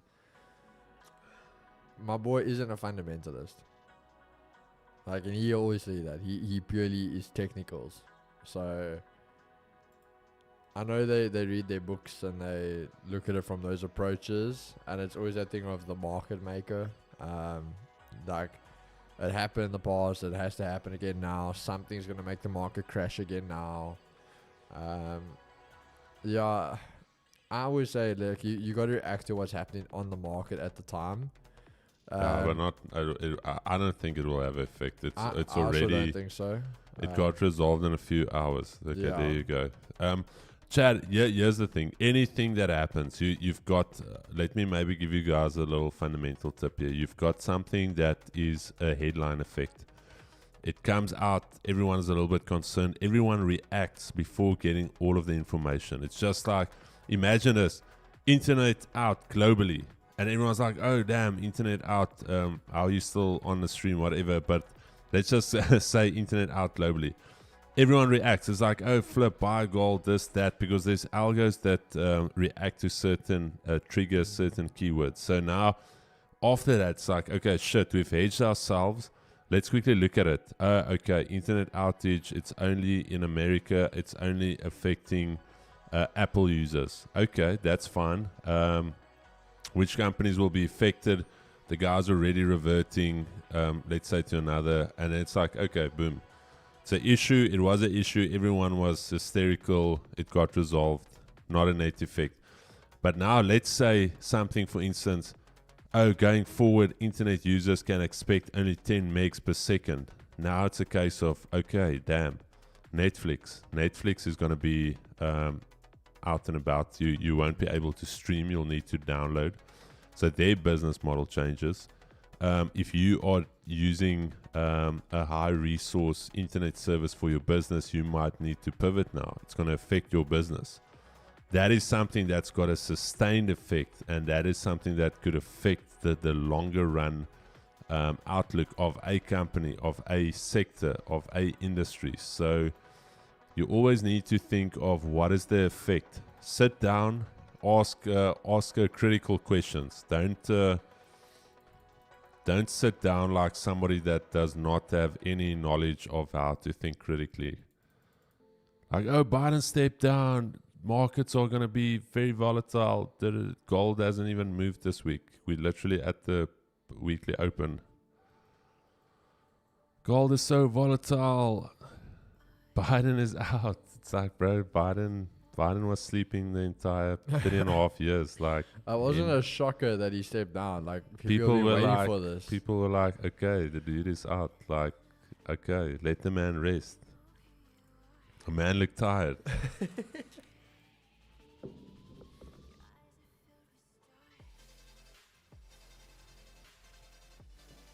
Motive Up, sorry man, what is your IG handle? Let me just check here because support actually has got access to my IG now, as we do all of the giveaways. So do me a favor, just let me know. I just need to tell Taryn. I don't think Taryn knows how.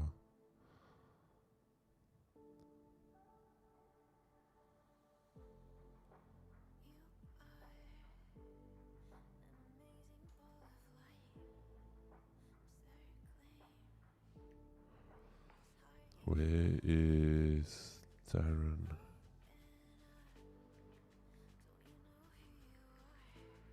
Jada Clark, okay. Let me just check here. Sorry. There's a lot of messages here. Oi, oi, oi. Okay. A lot of J underscore.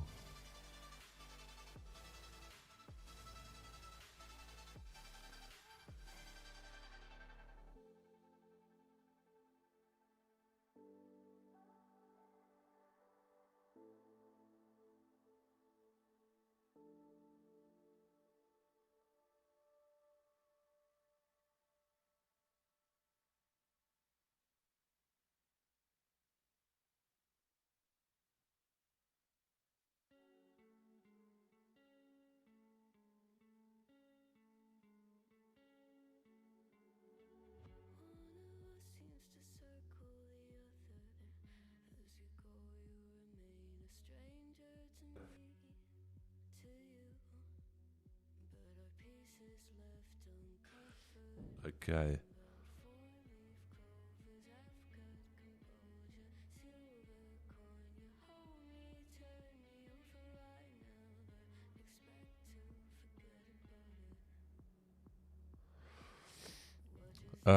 Jay, awesome, my brother. I'm gonna send you my number now and let her chat to me. I think, yeah, like you say there, a lot of times, guys. Here's the thing. You imagine they bring 10,000 blankets now to our office. We can't even store 10,000 blankets. Let alone how do we distribute 10,000 blankets. So a lot of times it's about the distribution, making sure that you can a lot of companies want to give money. Sorry, what is it? Oh, okay. So a lot of times companies do want to do charitable stuff, but it's like, how do we manage it? How do we make sure it gets to the right channels, that the right people actually get what they're supposed to get? So just got it. Thanks, Chris. Yeah, chat to me, brother. Let's see what they can. Elon Musk deletes CrowdStrike from all systems. SpaceX and Tesla CEO has revealed that its companies have stopped using web cloud-based antivirus platform CrowdStrike. Did you guys watch the Australia versus Georgia? No. Took the buys around 24:02. Chat, diamond hands. Okay. Yeah, I'm just waiting, dude. 24:05. Once we get above here, I'm ready to go long. This AD is building. Let's see. Could be a beautiful start to the week. Could be a beautiful. They got F1 this weekend. I'll watch it. Chad, I'm going to be very honest with you. The comments Lando Norris made to Lewis Hamilton before they made their podium walk, I don't like Lando. Like, I used to like him. What he did there for me was very distasteful. I don't know if you guys saw that. When Lewis Hamilton, just to almost, like, you can see Lewis is the older guy, just to break the tension, said, yo, you guys were fast. And then Lando was like, yo, you were fast 7 years ago, so it's our time now to be fast or whatever. And then Lewis was like, dude, no, I just mean like it's a compliment. After that, I was like, bro, I couldn't believe it. I was like, how the flip? Like, I honestly didn't expect that from Lando. So, I don't know, with the car being somewhat competitive, has that now gone to his head? But the guy is honestly, yeah, a little bit of success and the man has lost it. That's one thing I have to say. And that's where guys can talk all they want about Hamilton. And I even have very good mates of mine that they despise Hamilton. And Hamilton has had moments where he was fuming, where he maybe said some stuff. For instance, I still remember the one race where he threw the Rosberg's cap. But the thing is, overall, Hamilton is a classy act, Chad. You have to give it to the man. He's the most coveted F1 driver in history, and he's still, every single time he goes out, he thanks the crowd, he thanks his team, he thanks everybody, the way that he speaks to his team. You will never see Hamilton speak to his team the way Verstappen did. I don't know if you guys saw that. That's where there's a difference. There's a difference in character there, Chad. Massive, massive difference, and that's why I love Hamilton. Can't compare the guys. Hamilton has got he's got grounds to act like Lando, but he doesn't. Anyways. So that from Lando was very distasteful.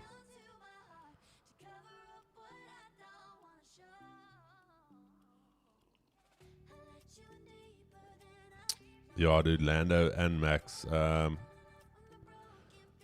of the McLarens were, and honestly, after what Piastri did with was it AlphaTauri? No, not AlphaTauri. The French team, man.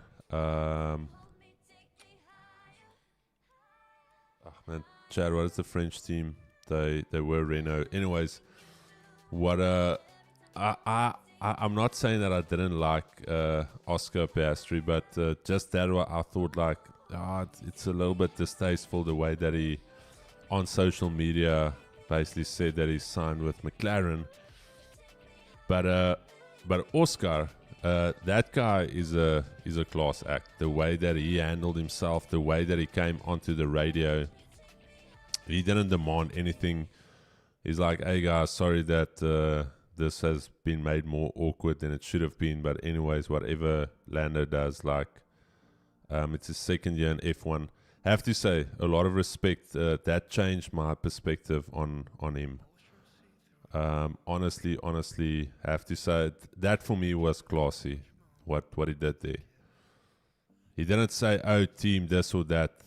Oh, Chad, it's weird how people emotions run high in sports. In Dorbo, you can say emotions run high in sports, but I think that's what makes it different between a class player, somebody that will be great one day, and somebody that will soon be forgotten. Even though he's done well, whatever, Max. The way Max spoke to his team regarding, I think it was a year or two ago when they had to swap around in Brazil, where he was supposed to swap back with Checo, which he didn't. So sorry, I think you missed it, Keeks. I was talking about the way Lando spoke to Hamilton. Like, what a child. What a... Like, he literally was just complimenting you guys, like, saying how not fast your car is. Yo, well, you had the fast car 7 years ago. Like, he wasn't complaining, bro. He was complimenting you guys. No, bro, it was... that's why I said, like, you can say what you want, but Hamilton is a class act, my bro. And the way Lando handled that whole thing, he had to, like, prove his point first. And then Verstappen, bro. Max throwing his toys out the cot, bro. I think and everyone always said it, bro. Like, I always said, and again, for all the Max fans, I've always said this. Max never changed. People think he calmed down. He never changed. He just was dominant, so no one ever challenged him. Since he's been getting challenged, and not always say by Hamilton, by Lando, by all these guys, that side of him's been coming out again. And it just showed there. Now that he has to fight for it again, now he's acting like a bloody child. That is not a world champion. A world champion shouldn't go on like that. No. All right, Chad, we are getting close here with gold. I told you, Sal's not necessarily on for me. Chad, just looking at Nightbot now, Slushy Cakes has officially been taken off the leaderboard. I just want to show you guys here. Top chatter. Who's it now? 80. Look at that, Chad. I think it's going to be tough to get Etty off there, but Etty just putting in a body of work. Chad, and then just remember I said 2 positions on the JSE. So yeah, we'll see how these two run. End of the month, we're going to start doing some live forward testing on it, so be sure to check that out. Let me just see if I missed anything in the chat. I hope Landos gets a wake up. Yeah, you know what, Ethan? I'm now Oscar Piastri fan now. I hope, bro, because he was such a class act. Like, bro, I must just say, I'm bleak for him that his first one had to come that way. Yeah, because you could see it took it out a little bit. Because now it's taking, like, you know that had to get given back to you. Like, if Lando didn't get that undercut on him and didn't get first choice to pit and all that stuff, and he kept the lead till the end, he would have been a lot more static over that first one. No, bro, you can love Max whatever you want. My thing is just there's a certain way that you speak to your team, and there's a certain way, and you can say, "Oh, emotions run high." You would have never seen Rosberg talk to him. You have never seen Michael talk to his team like that. You've I don't know, Chad. I don't know if it's like a new era thing. No, my thing is, for example, everyone in the world basically hates Owen Farrell because of how he behaves. Now, why does it make any difference for Max to behave that way? Now that's okay. You can't go on like that. And I think that's even the thing. I think even hearing what's her name, Christian. I think you can hear in his voice. I think he's getting fed up with it now. Wait, what did Christian say? Did Christian comment on it? He just said to me, he said, "There's no words. They'll talk afterwards."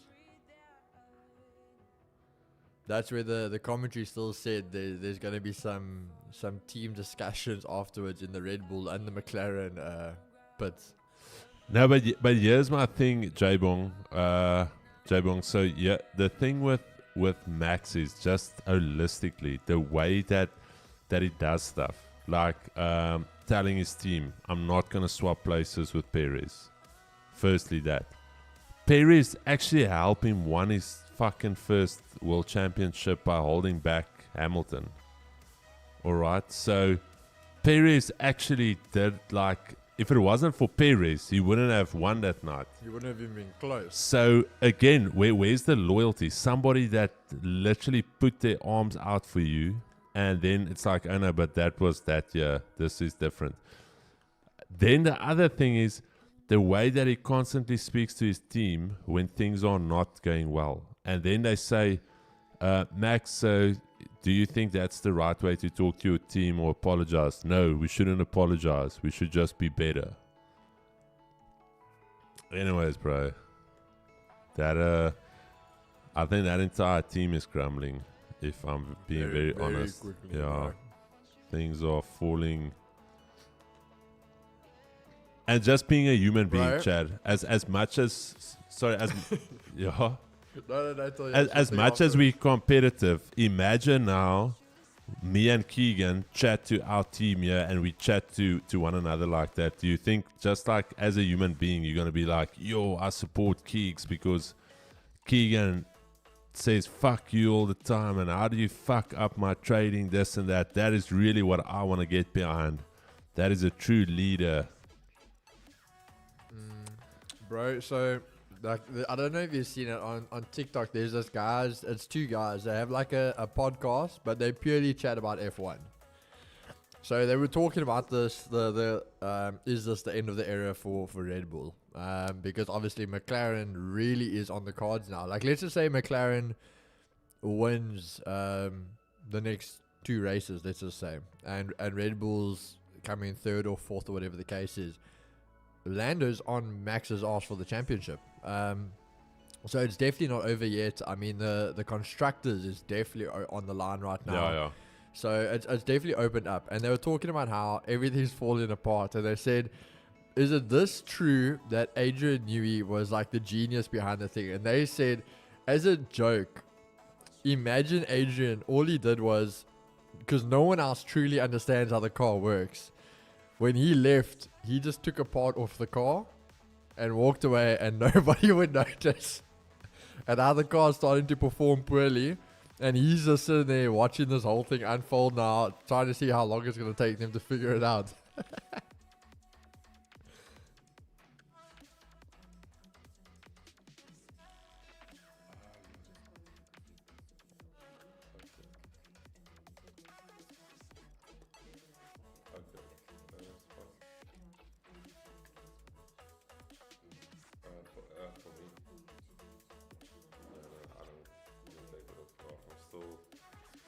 I'm still feeling a little nauseous. Yo, why did Warren get choked on Friday?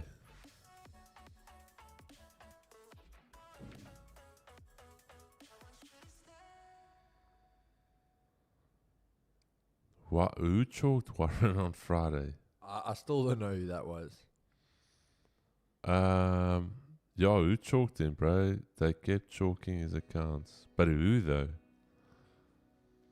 I think YouTube was getting a bit too sussed with my typing skills. So even there, that page of Taylor said now, like, again, it can be handled better, and they're just disappointed.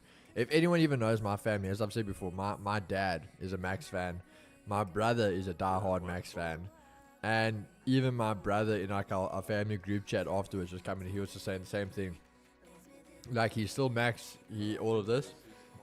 He's still a Max supporter, but he is definitely disappointed in him, the way he acted. Like, it definitely could have just been handled so much better. Just so you can try again. I think YouTube. No, but didn't Warren come at somebody? I still remember. I don't I Warren think. was flirting with Ed the whole time. Oh, was Warren? I think Warren was going at Ed for some reason. I don't know. The light on the cams is much better on Keegan's side. Don't know if it's the background or the color. I put a filter on Keegan. Yeah, I noticed. The light was yellow. Now it's like orange. Yeah, I put a little filter because his face was like white, and now, yeah, I don't know because Chad, look here, it's to do with the camera exposes itself. Now I'm blue. Yo, I don't know, Keeks. Like, as much as I thought this was a good idea, yeah, I don't know. Yeah, it wasn't a good idea. There goes gold. Now, but keep in mind, like if you need, you can always put the Sony back on. No, I don't. No, I want us to have like a setup that's just I think plug to be and fair, play. Like, I hate that plugging the Sony in. I think to be fair, when we can get like a little light there behind you, I think you'll be solid. I think once because it's just so much darkness behind you. I think if we can bring a light behind you to like lighten that up a bit, I think it will Yo, why am I balance it so out. blue now? It's in my office on the desk. If the card is there, my wallet. Okay. Wait, what did I miss here? Bro, Ed was my main man. Ed was looking sharp with his chest there. Kriba, I think you also need to get a backlight in the back, might balance.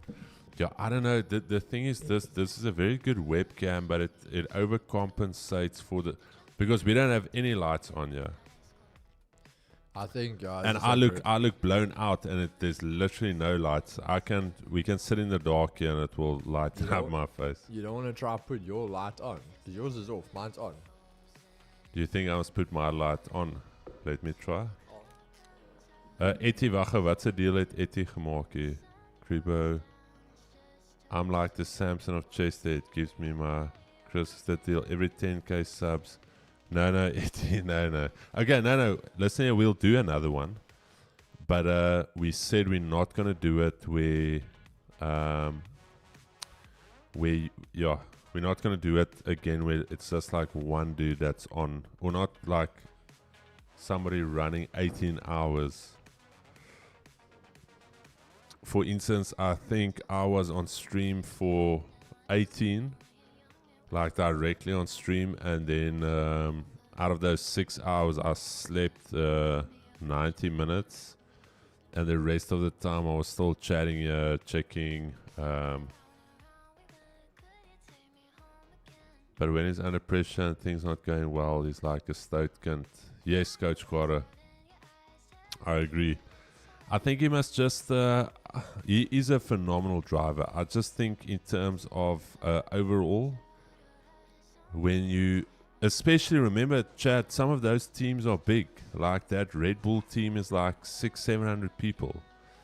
Now you can't tell me that is not going to affect you mentally when your number one guy that everyone's supposed to get behind is talking like that. So again, as much as you guys are fans and as much as you want to say, yes, he's your guy, you gotta.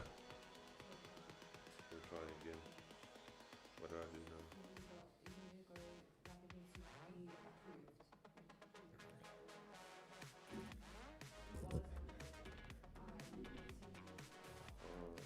Oh yeah, here we go. What? Please revert to mention. Oh my goodness, I think it will.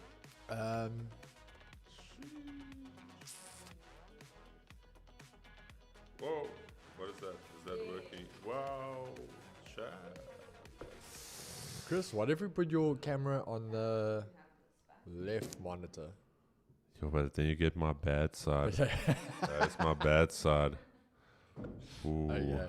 Like you cannot make it a plan, but we just need that one light to charge a bit. Then we're gonna give you a backlight. Oh, now I'm blown out. Okay, not straight in front of you. Yo. Okay, wait, let's see. Go left side, just see. Left. Because as long as we can get more texture and there's light on the background, you shouldn't be so blown out. Texture. Oh my goodness.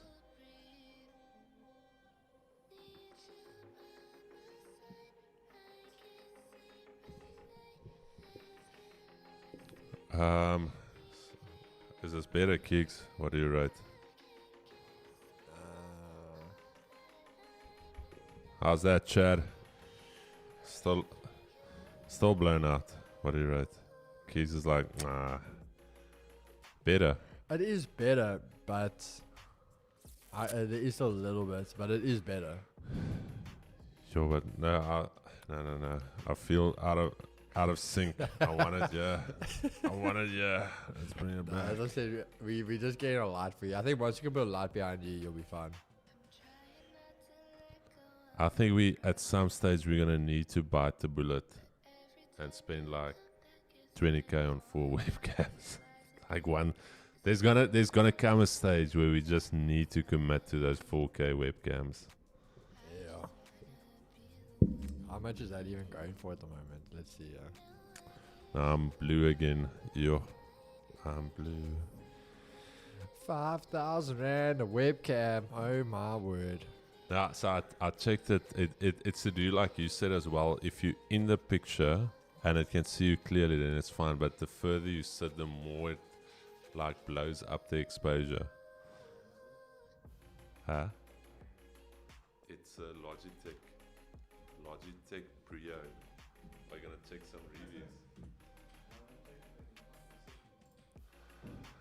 Logitech.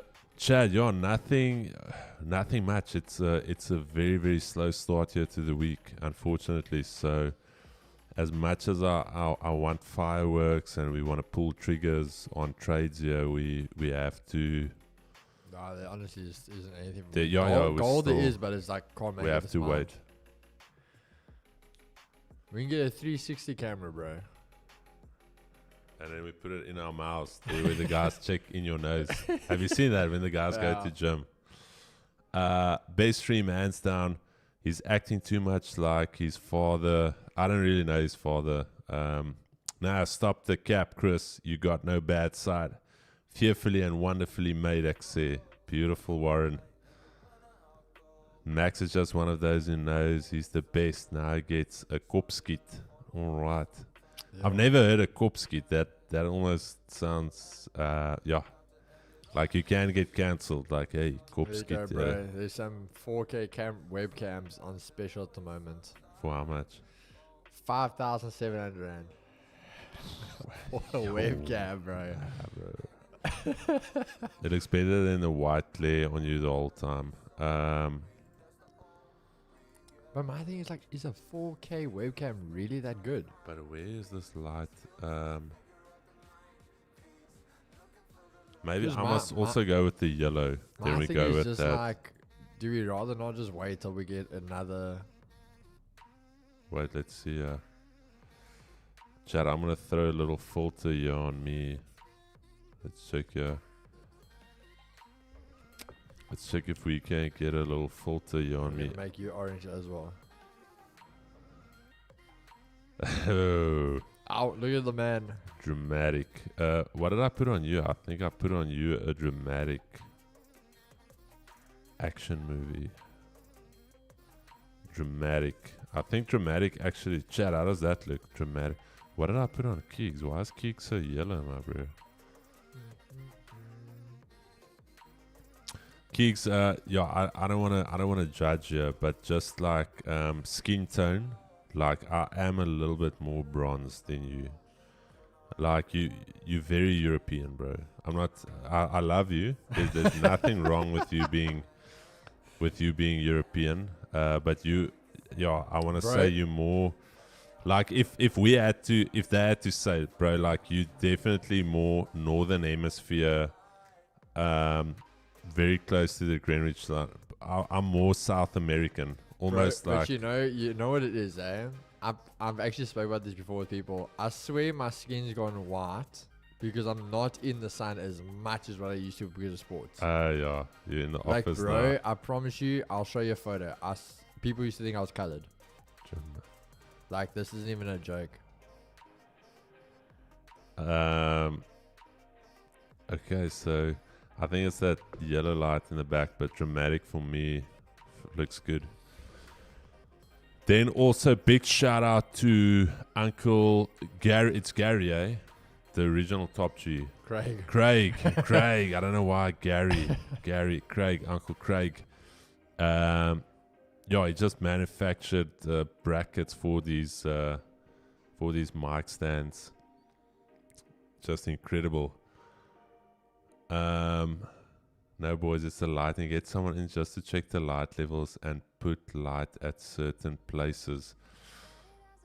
Martinus, you know what the weird thing is? We've got like 20k worth of lighting in front of us, and none of it is on. So it's not even a case of we don't have lighting. It is the webcams. It is the webcams. Damn, bro. Is this you? Yeah. How old were you here, bro? 90. That's all I play rugby. How old was your sister here? Oh, so she's quite a bit older than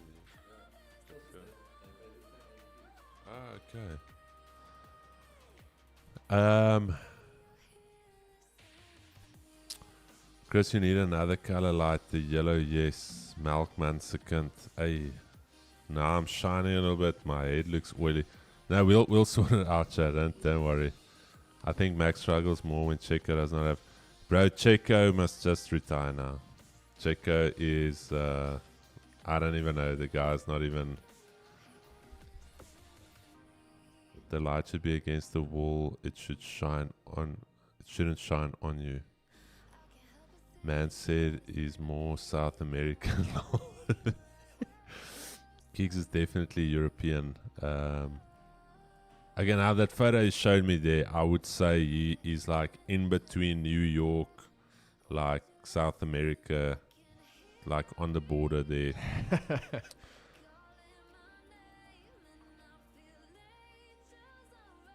Did you see how Jake P waxed?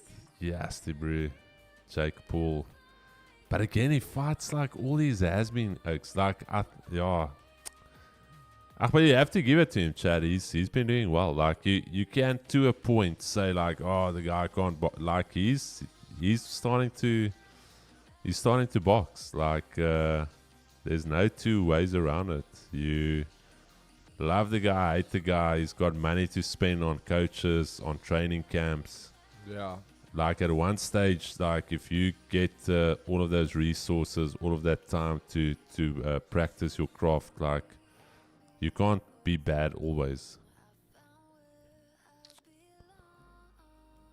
But then obviously when you look at when he fought, what's her name?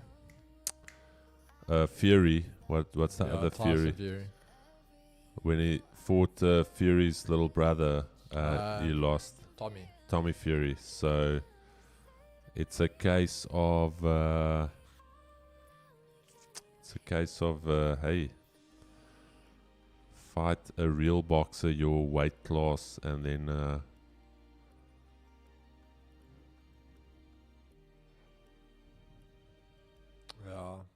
it's you definitely can't take away from it the work he's putting in there now. But yeah, I think it's still end of the day, like if you actually want to prove yourself, go fight someone that's like proper now. No, Stian, you can't say that, bro. The Red Bull car is phenomenal. Like even if you look at the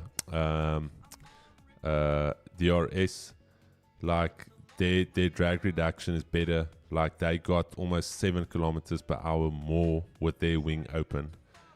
If you look at no, bro, we can't say no. That car is good. Like even I mean, even Lewis said it, bro. He said, like, Put you him see them in, coming in yeah. the rearview mirrors. He says, like, he just laughs because you see how quickly they're closing the gaps, and you're like, we can't do that. the thing is, I don't think Checo is in a good headspace, and I also think the team is not really giving him the support.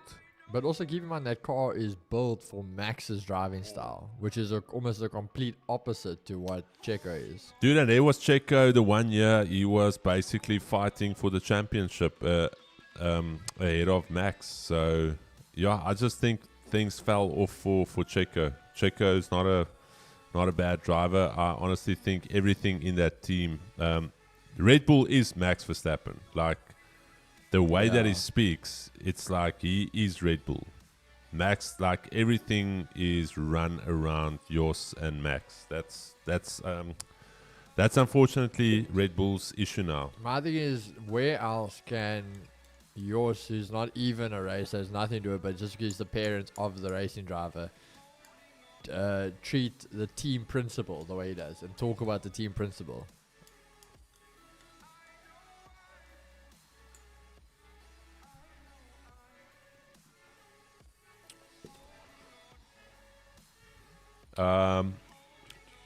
You guys see what?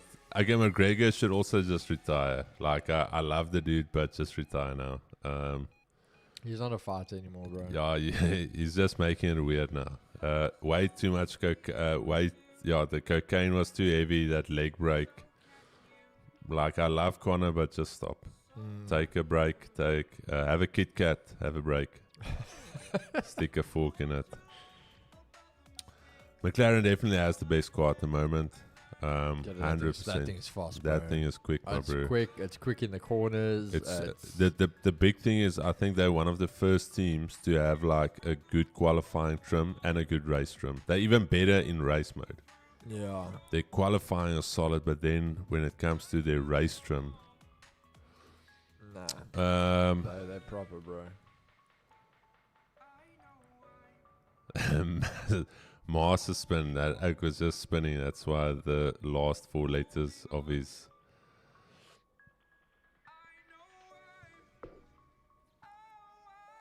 Poetan will kill. No, here's the thing. I think the guys underestimate Jake Paul, guys. I don't like the dude. He's just weird.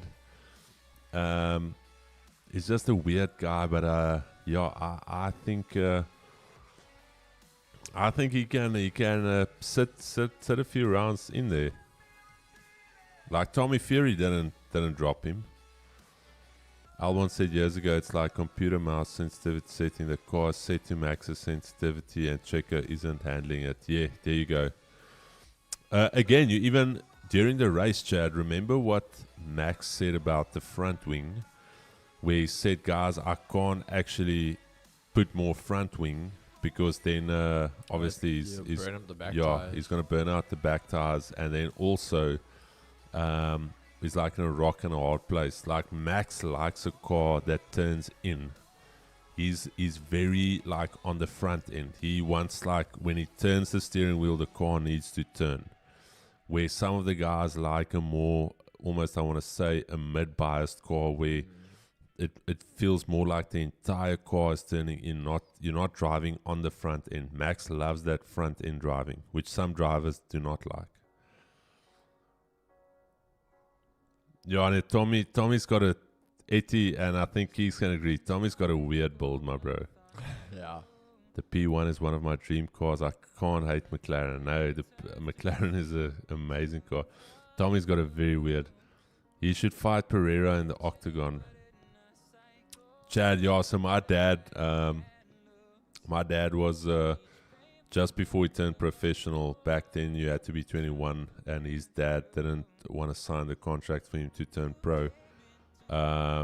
He was the SA boxing champ, the cross, I don't know what you call it, but for instance, he was in the police. So you had the police academy, you had the army, you had like all of them had like this cross event where the best guy from the army, the best guy from the police, the best guy from let's say whatever, Chad, I had like this cross thing. And my dad always told me, like back then when we spoke about Conor McGregor, all of that, and he told me, son, he said there's a major difference between boxing and like street fighting. And I never knew what he meant where he said boxing is very technical, and he always said, like, if you have to take somebody that does like kickboxing and MMA and you put him with a boxer, like the boxer, it's not even close.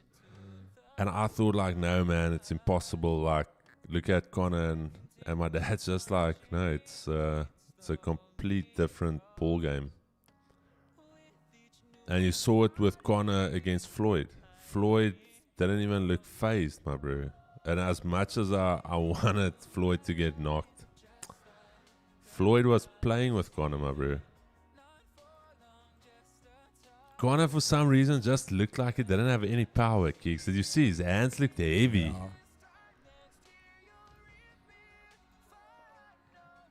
Yeah. Tommy killed Jake Kribo. Didn't you see they knock?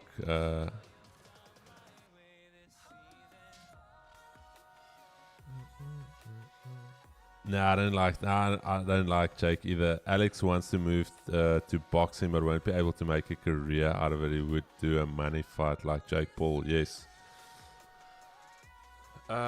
He's got potential, but damn, it irritates, bro. He's very irritating. He's weird. He's trying to be Conor McGregor, but he's not trying to be Conor McGregor. He's just like confused.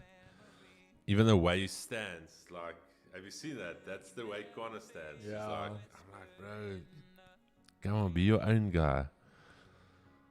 Like Conor did that. Jake is king of marketing, though. Man's got a head for business. Yes, him and his brother, they're very good at marketing.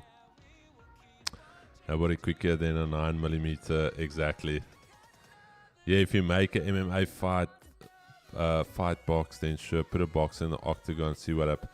Yeah, obviously, Kai, then it's two completely different sports. I've always said that. It's The boxers are always quick to put a MMA guy in the boxing ring. But they'll never climb an octagon. No, because you'll be slaughtered in the first few seconds.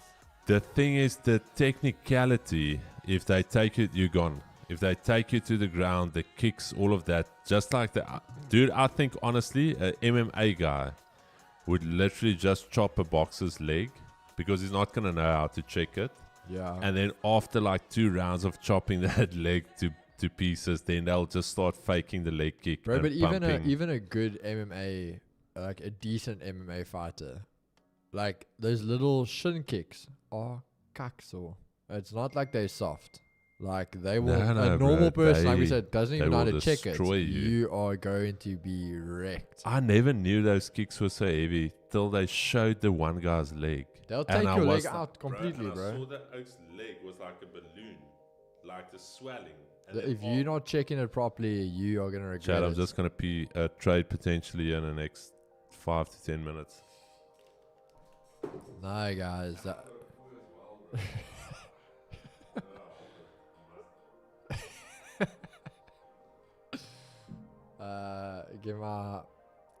Bro, I want to give birth if I hit my legs against the bed. Yeah, no, they are not fun, bro. So, okay, for me, guys, DX is still holding me on this EQ, but we haven't even touched this 200 yet. So I just want to take a note of the 200, eh? I know it's on Chris's screen. I can't get to those controls now.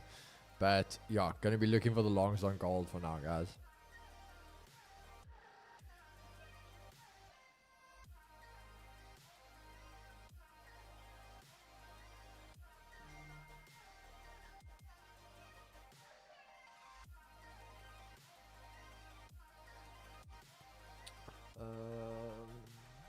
Yeah, MMA is not a kiddie sport. I trained with Krav about it for a few months.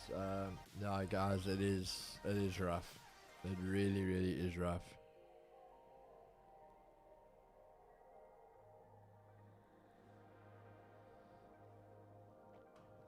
Yeah, definitely been rough out there.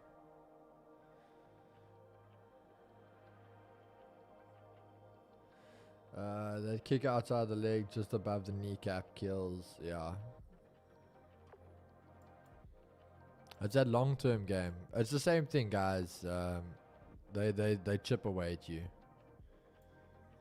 It's all about chipping away because it literally becomes a case of just how much can your body take before it's gonna tap out.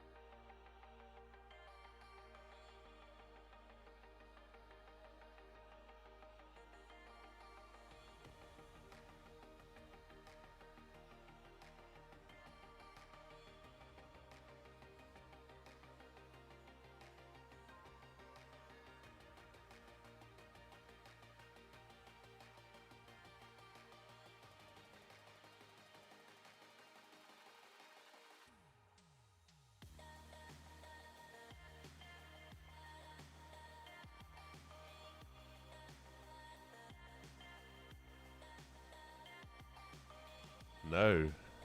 That's a big no from me, dog. Now, I'm also a little bit yellow. Look how tanned I am now, Chad. Jeez. Man just went to South America, came back. Goodness. And there I go white again. Was brown for a little bit.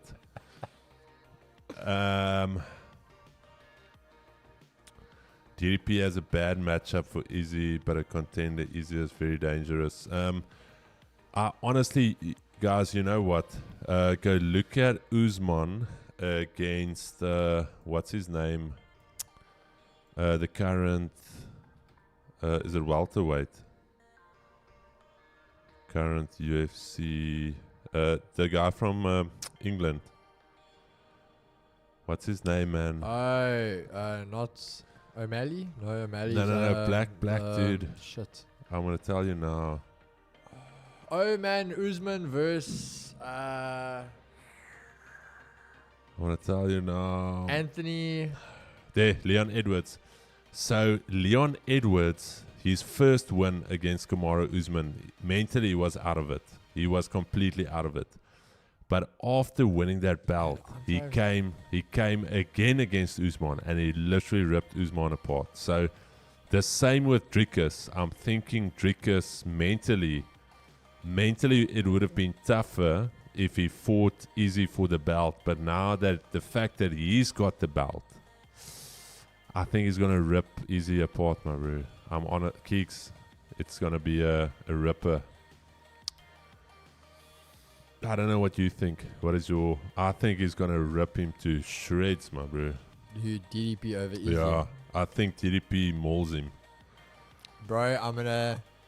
I think DDP is going to stun him, my bro. Bro, okay, guys, we're not going to catch this on camera, but I think Izzy's got him, bro. Huh? I think Izzy's got him. Nah. Keegan. No way, my bro. Right, Izzy is very, very good. Izzy's been a champion. He knows how to do title defenses. He's very, very dangerous. Drickus can take a shot and he can give a shot. But if Izzy starts playing the long game and the technical game, he's got Drickus. And the thing is, why I'm also saying this is because it's a title defense and all of this. And not only just being a title defense, it's got too personal. And I think Drickus is going to have his emotions do the better of him. I'm not saying it's going to be a walkover. I'm not saying that. But Chad, I think Izzy's okay. got him. No, I like that. I like that. There's two different. Okay, so here's my thing. This is where if you look at Like the thing Sean is, Strickland. Like Izzy's good, bro. You can't take it. No. Izzy is lethal, bro. Izzy is not bad, but here's my thing. If you look at the power of DDP, and I think, Chad, I think there's more reasons for me to go with DDP than Izzy, because DDP can really put him in a corner. The thing is, if I would Izzy, love DDP to win. I would love it. if Izzy keeps his distance and Drickus can't close that gap, then he's gonna pick him apart with the leg kicks. If Izzy starts playing the technical game and Drickus can't put him away, then Drickus is in trouble.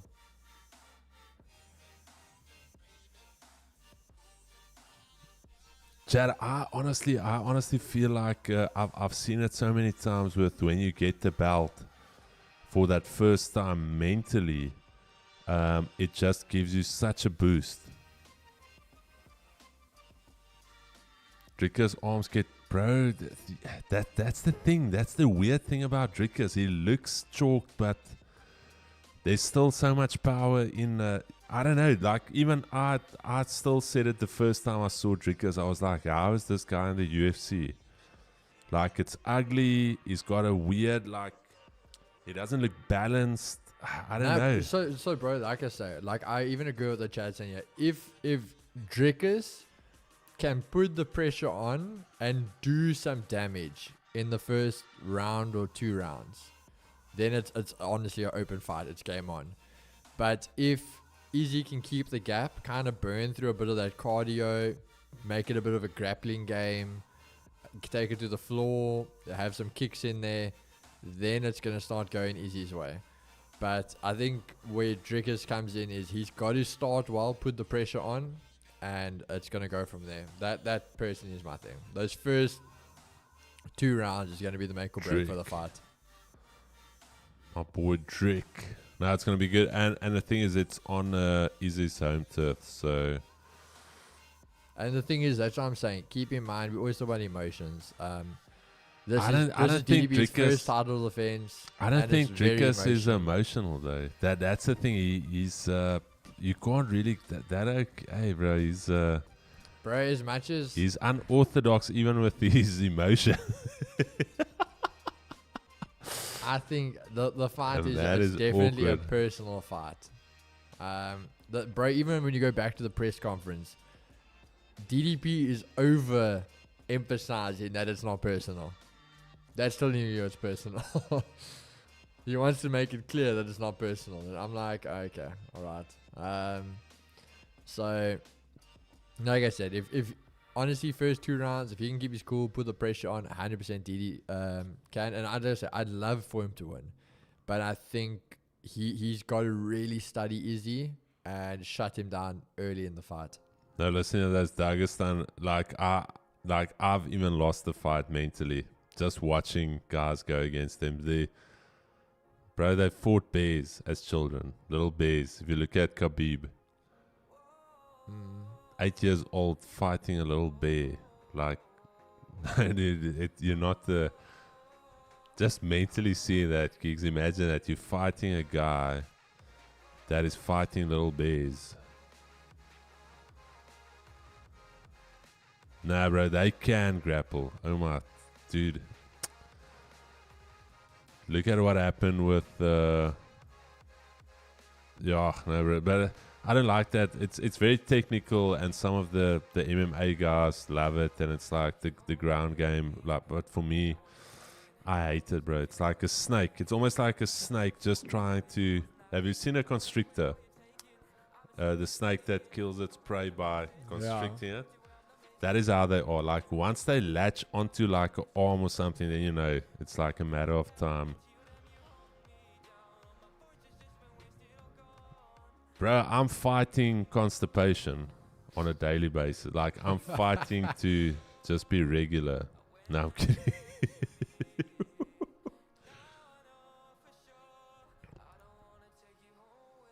Bro, they're putting the doctor into arm lock. That's why they actually have to do a cesarean. Like if they come out there when the doctor's like trying to pull them out, like it does like a little arm lock on the doctor's finger. No, the Dagestan boys are shit. They're actually a cheat code for MMA kicks. They should actually be banned. I don't think they're gonna allow anyone from Dagestan to compete in the UFC anymore. It's a bad day to be making toilet paper. Oh, wrestling is born in UFC. I like Holloway versus yes, the stand-up. Stand-up is solid. I think Keegs is also looking at. Bro, but have you watched any of the bare knuckles? It's filthy, bro. Right. It is filthy. It is messy. Like dude, I don't know how it's even legal for Those somebody. boys, holy crap. If you look at Mike Perry, he can't even speak anymore. Yo, bro. Mike Perry speaks like me. And he was actually speaking almost like Shaq. That's what fighting that is. No, the bare knuckle is filthy, bro. Yo, no, the bare knuckle, bro. That's another beast. Hey. Topura versus Holloway. Andre, ek moet met jou chat hoor. Ek moet met jou chat. Ek jou eers Saterdag, was dit Saterdag? Ek dink dit was Saterdag, ja. Ek gaan direk na die stream gaan ek gou 'n likeie gee. Yeah, Chad, we haven't moved, so unfortunately don't think we just chatting cock here. We have not moved. This is literally the range that we stuck in. So you could have taken longs, you could have taken shorts, you could have done a lot of things, but yeah. Keegs, what are you looking? You're looking short as well, eh? Let's just go over to Keegs, quickly show us what he's looking at. Yeah, honestly, guys, DXY, as I said now, so now starting to break back above. As I said to you, as much as you want to go lower, I wasn't comfortable the fact we still hadn't tested the 200 yet, so that was going to be a barrier. But now back at the EQ, so we are testing that now. I want to see if DXY can get above that. These cells are going to look on, but very simple for me. I'm basically just looking to take anything of these closures after the low over there. So I think when we go for this gap fill, literally about there, we might see a quick rush on the market. So going to be very, very aggressive. We might even take it, like on the 5. So we're just going to see very quick shorts. And if it doesn't start running for us, we literally can kill it very quickly. So we're going to see what happens. But yeah, I might potentially take a very nice aggressive short here quickly. I'm going to wait for that 2400 Keegs. I think a big round number could see something there. It's just that 80 is just messing with me a little bit, but Chad, we'll see what we get here. Anton Boucher, what's up, my brother? What help do you need? Chat to me. Range day battery guy could be. I think New York session will move. King X, it will. I think it will. Anyone looking at US 30 today? Kai, we are looking at US 30. We are. We've got some boxes here, still currently within the Asia range, so nothing for us here. We're gonna need to see some type of breakout, but up until then, it is just a case of wait and see here, Chad. All right, Chad, look at that contract running beautifully. Let's see if we can get a nice little pop and drop here. And then end of the month, we're going to do a nice review of the strat with all of the Project G members. We'll go through every trade we took, and yeah, I'm very excited for it. It can become a nice little staple here on the side. And I think what I'll do is I will, for instance, put in like 100k into that IG account, the live account, and my total risk would be like 10k per trade. So 5k. So what I've been doing recently is just before the open, I would open up another trade, and if we get a pullback, because remember I've got the idea of where we're going direction wise. So as we get a pullback, I pop another position, so then it gives me a nice average, and we can then even what we do is that average, let's say we are going for a young 10k. Let's do this.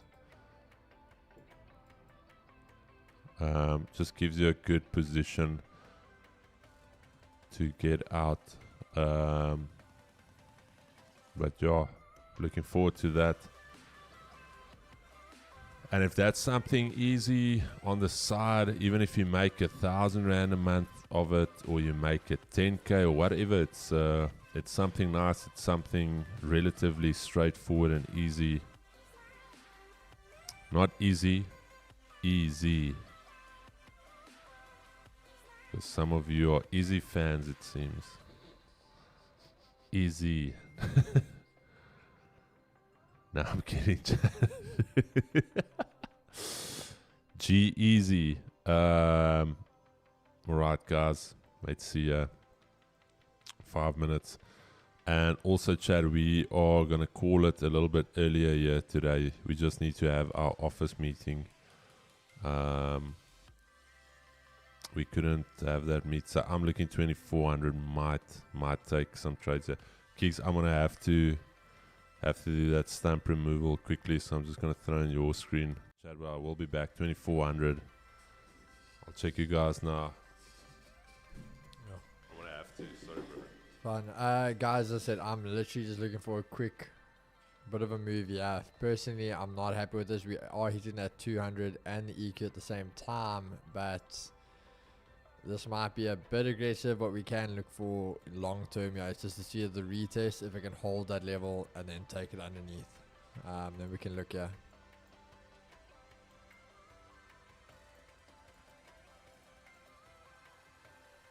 I said to you guys, it is a bit aggressive. Take the sell immediately from there, so I'm just being a bit more patient there, guys. I mean, it's literally Monday, so no need to just jump at anything.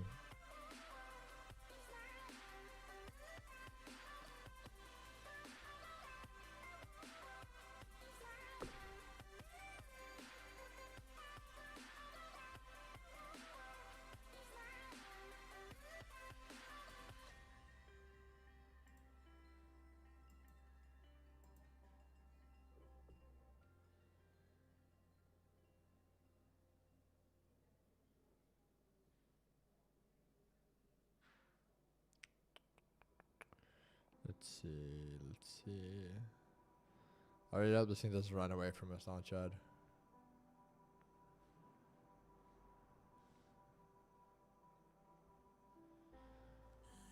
Don't run away.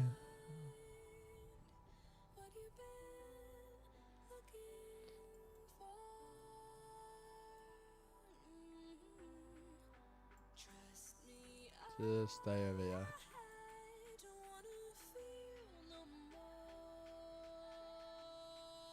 Any discounts running at Wolf under mid 40. Mid 40, my man. Literally, I think it's the last week now, or it's, I think, until next week. Somewhere around there, but I know it's till the end of the month, I think.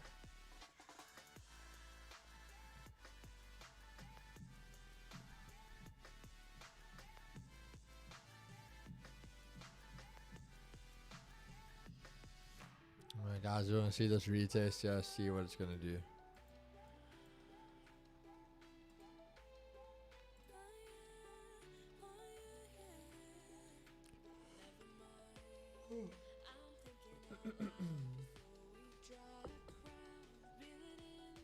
Let's see.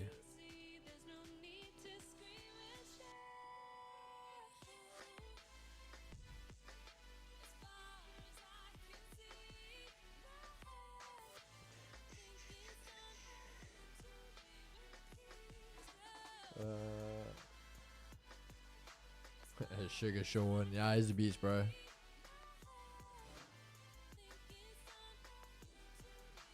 Nah, but I must say, I love his energy though when it comes to his fighting.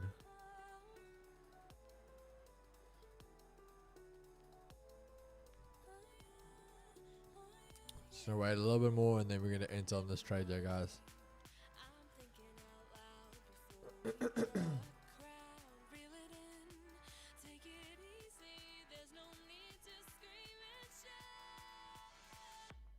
Let's see what we can get you. Okay, guys, just remember I'm gonna be looking for shorts over here now.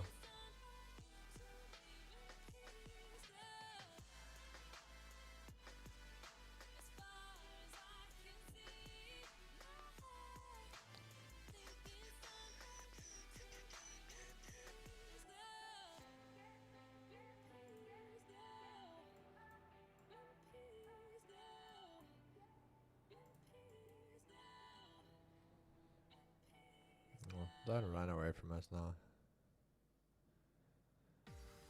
We're going to manage it quite nicely though, guys. So just be careful because obviously it's going to be an hourly close as well now. And I think the 4 hours. So we're going to be quite aggressive on the management. But I am quite happy with what we're seeing so far.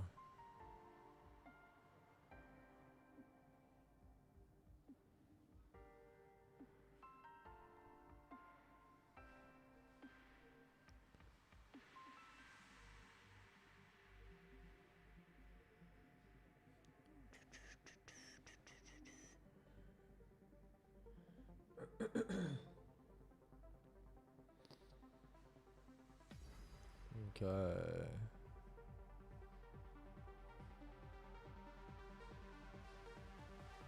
I'm injured. So entered cells. Entered on the closure. Very simple, we're gonna run a 30 pip. Reason being it's just that little gap there. Almost aim for that previous daily low. So we'll just have our 1-to-1 marked for us and then basically get ready. We'll go after that.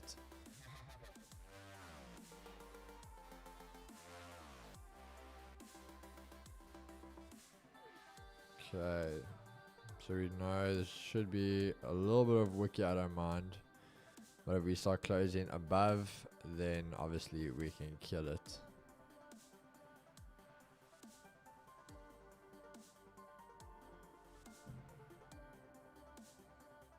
So on our 4 hour, yeah, there we go.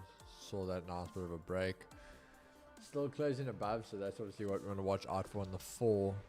The 1 hour, again, nice break. Hold there. Now bearish move again, back down. 30 minute, nice big bearish engulfing. So looking very, very good. But as I said, we're going to see what happens here now. 15, trying to go bullish off the rip. Literally that's still holding EQ, so we're just gonna manage this very nicely here, guys. As I said, taking a bit of an early shot here on the Monday, but we're gonna see what happens. If that gets back up to that, that's obviously Asia lows, then very, very good chance this trade is going the other way.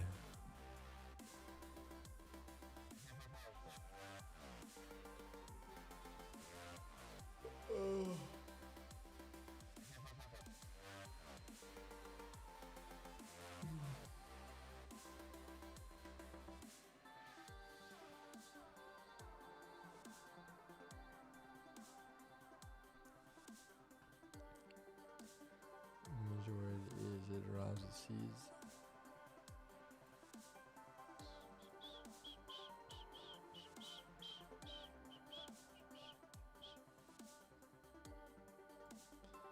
See what is our 80 looking like now. The 80 is starting to hold it, but again, not being able to get away.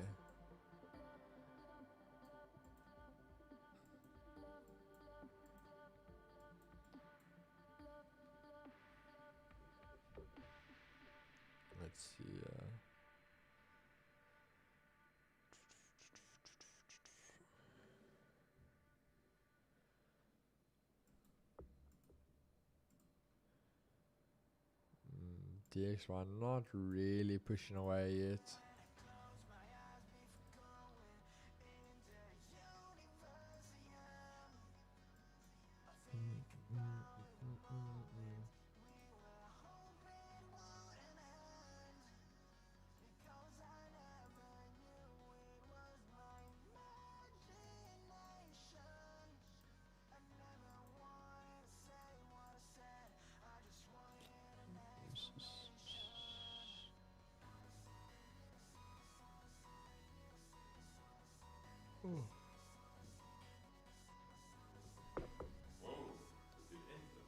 Yeah, we in.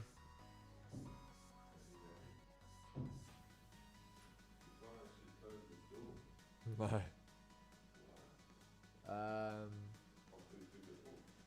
No, before we couldn't close it either. Yeah. From the paint, we are dried on like an extra layer so it can't close. Is that the first time you're noticing it?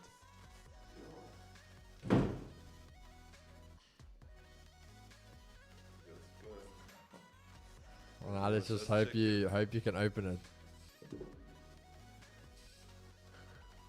Wait, you guys go for. I'm still waiting for that 2400. But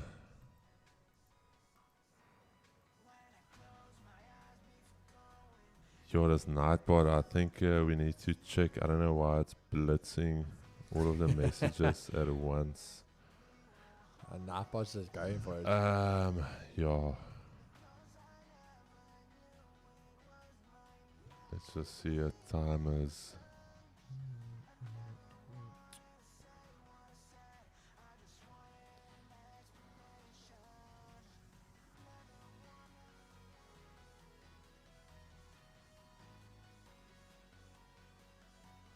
I think let's do that.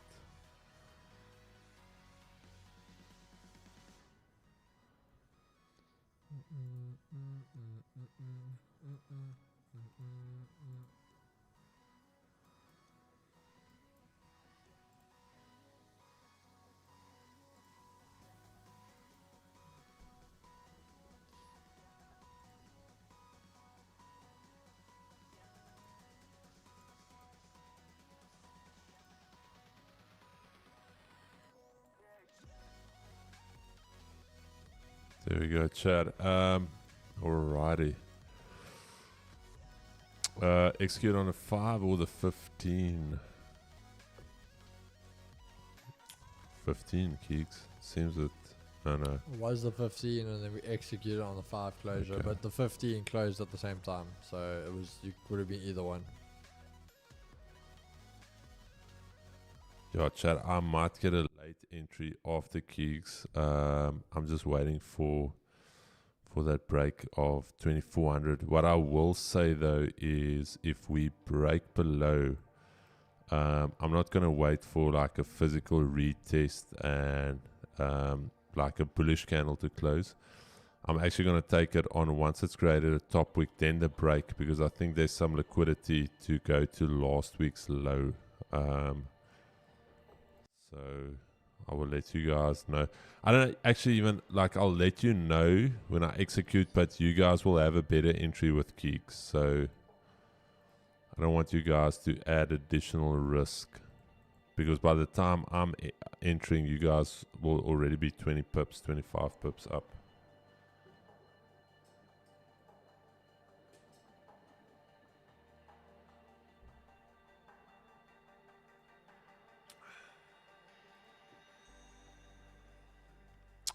Nightbot still angry at me for blocking him. Chris, is there anyone can chat to directly at Vault Markets? I deposited 16k yesterday morning and my deposit has not been credited to my account. After 5 emails, there's still no proper feedback. Now, Shad Muhammad, do me a favor, my brother. Please pop an email to support@vaultfunder.trade and just say in the email that Chris referred you from the stream. I will just chat to support. Let's see if we can help you. Then the other way to potentially go about it, Nashad, is when you're on your client dashboard to go through WhatsApp. The WhatsApp actually works well, but yeah, we'll make sure that that you get the attention you deserve. So just pop a mail there, my brother, and we will sort you out. Keeks, did you use anything after your injury? Doc recommend I use BPC 157 post-op. Yeah, they're fast on WhatsApp. There you go. Keeks, did you use anything for your injury? I don't even know what BPC 150. That sounds like some type of oil for race car. You can message me off on Instagram, my brother. I'll chat to you. What injury is this, Keeks? The break? I don't know which one he's talking about, but any of my bad ones, I'll tell you.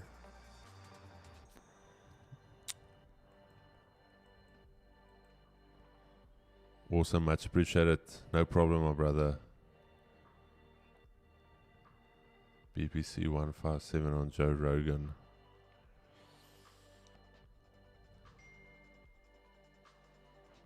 Joe Rogan is definitely on some type of W20 40 10 7 10 11. Bro, that guy is way too jacked for somebody that does podcasts every day. Alright, guys, I'm gonna kill this trade. Really? After this, purely because it should have ran. We're at a low. It needs to run. That was the whole plan this whole time. I said to you guys, it's gonna be aggressive. If it's not running, I'm happy to take it. So unless this thing quickly flips bearish, I'm gonna kill it. Literally at break even almost. So I don't think it's a bad, but there's re-entry opportunity. Oh, entry, beautiful. I'm literally at break even, guys. I'm out. Purely as I said, it's can always, as Chris says, I can re-enter later. But I mean, there you guys can literally see that we killed it for 1.9 pip. So I'm out of that, Chad. It can run now. I'm not interested. You're not part of that life. I'll literally rather keep a bullet for later on.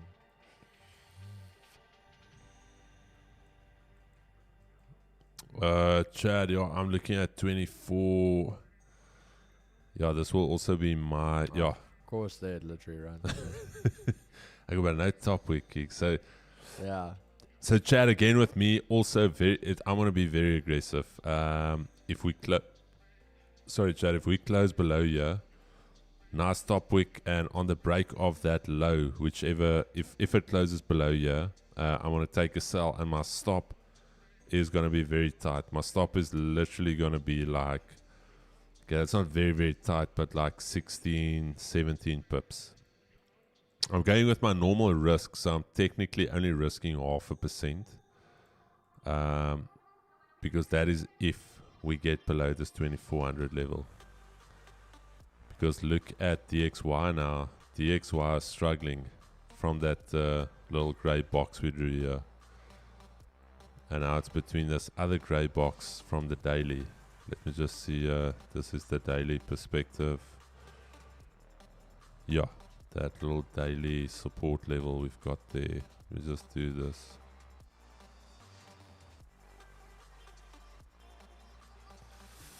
Yeah, Chad Rydell came onto the stream over the weekend. So on Friday, he's not mad at us. I think he was just busy. He was on He was on somewhere. Yeah. So Rydell, and then also the guy saying the one guy hacked against Keegan because there was things just look weird on PC.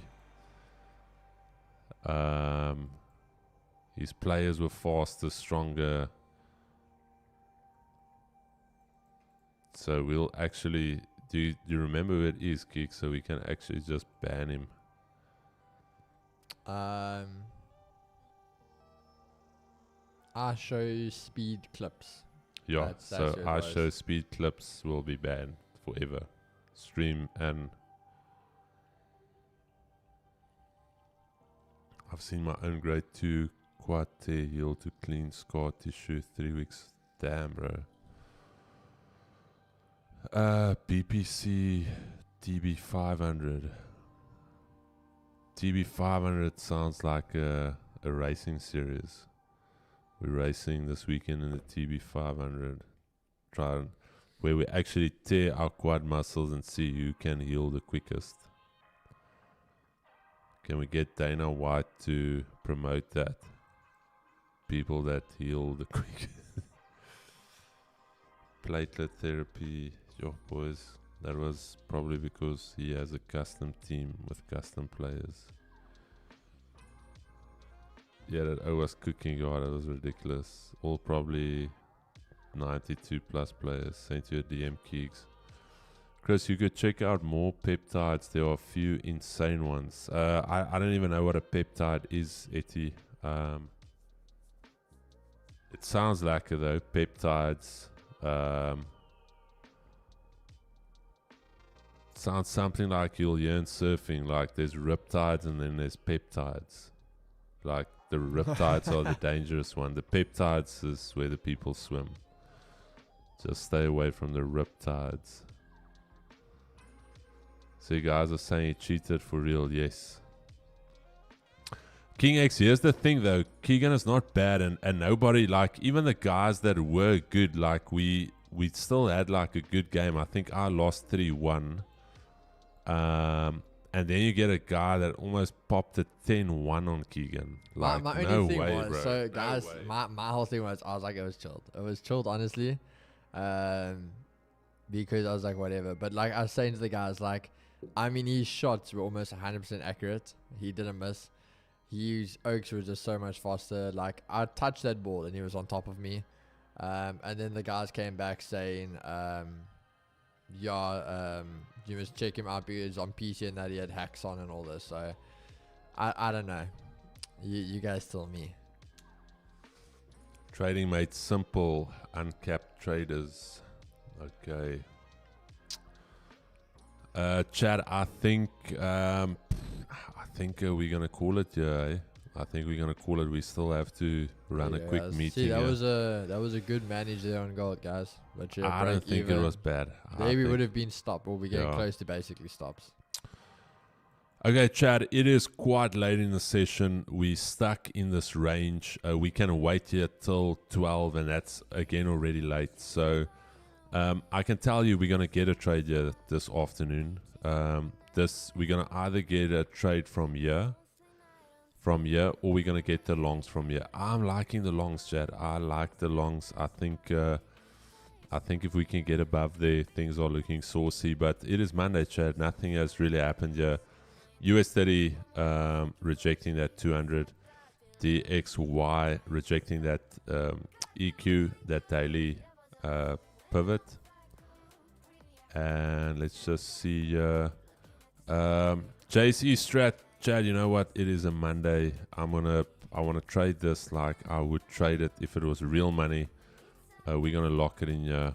So start the week off right here. So locked it in there. Done and dusted. We will continue with this tomorrow. Keegs, any closing remarks here? Wait, let's just go full screen. You yellow, I'm blue. Honestly, guys, as I always say to you, it's Monday. No need to rush anything. I'm very, very happy with the management on that trade. Take a break even, and as I said, very, very strict. We wanted a certain outlook. It needed to run. It didn't, so we were happy to kill that trade. Literally a break even. Keep the bullets for later. Again, remember, this isn't trading. Is not 1 minute of glory. It's not a one-horse race. This is a long game. It's still the start of the week. There's still 9 more sessions just for this week alone.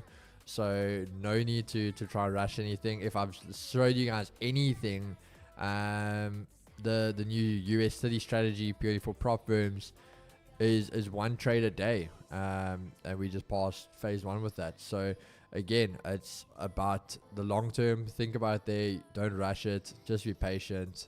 Still early days, and I think this is going to be a very good week for us.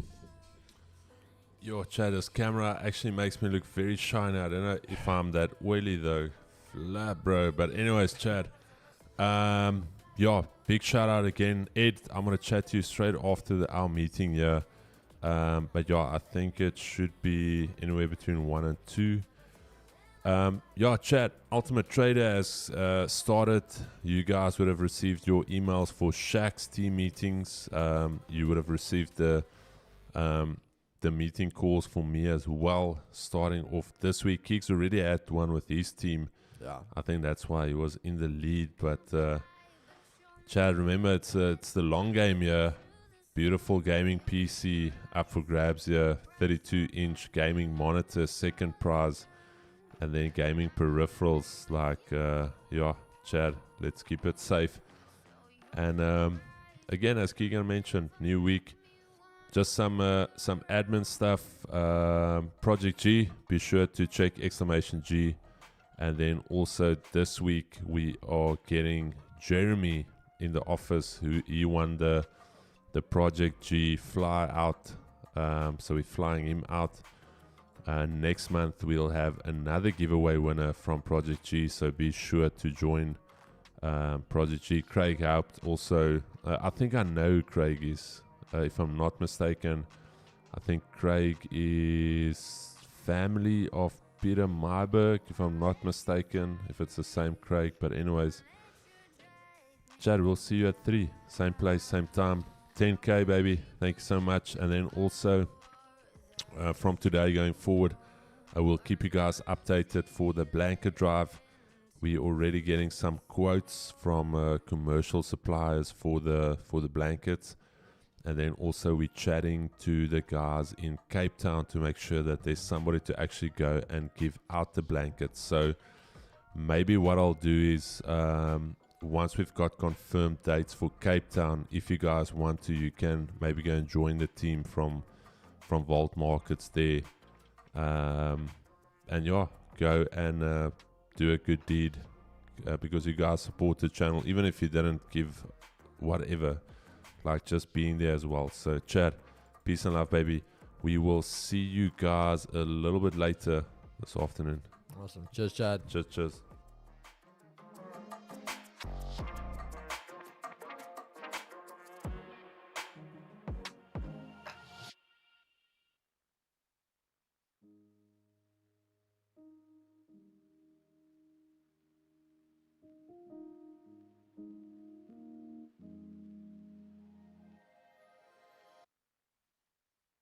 I got lost tonight under the stars up in the sky. Directions hard to find under the stars up in the sky. I got lost tonight under the stars up in the sky. Directions hard to find under the stars up in the sky. I don't know where to take this, I don't wanna break this. We're living in the moment, living in the moment. Your head is on my shoulder, but never getting older. Baby, it's you and you and I. Yeah, we're stars in the sky. Oh, you and I. Yeah, we're stars in the sky.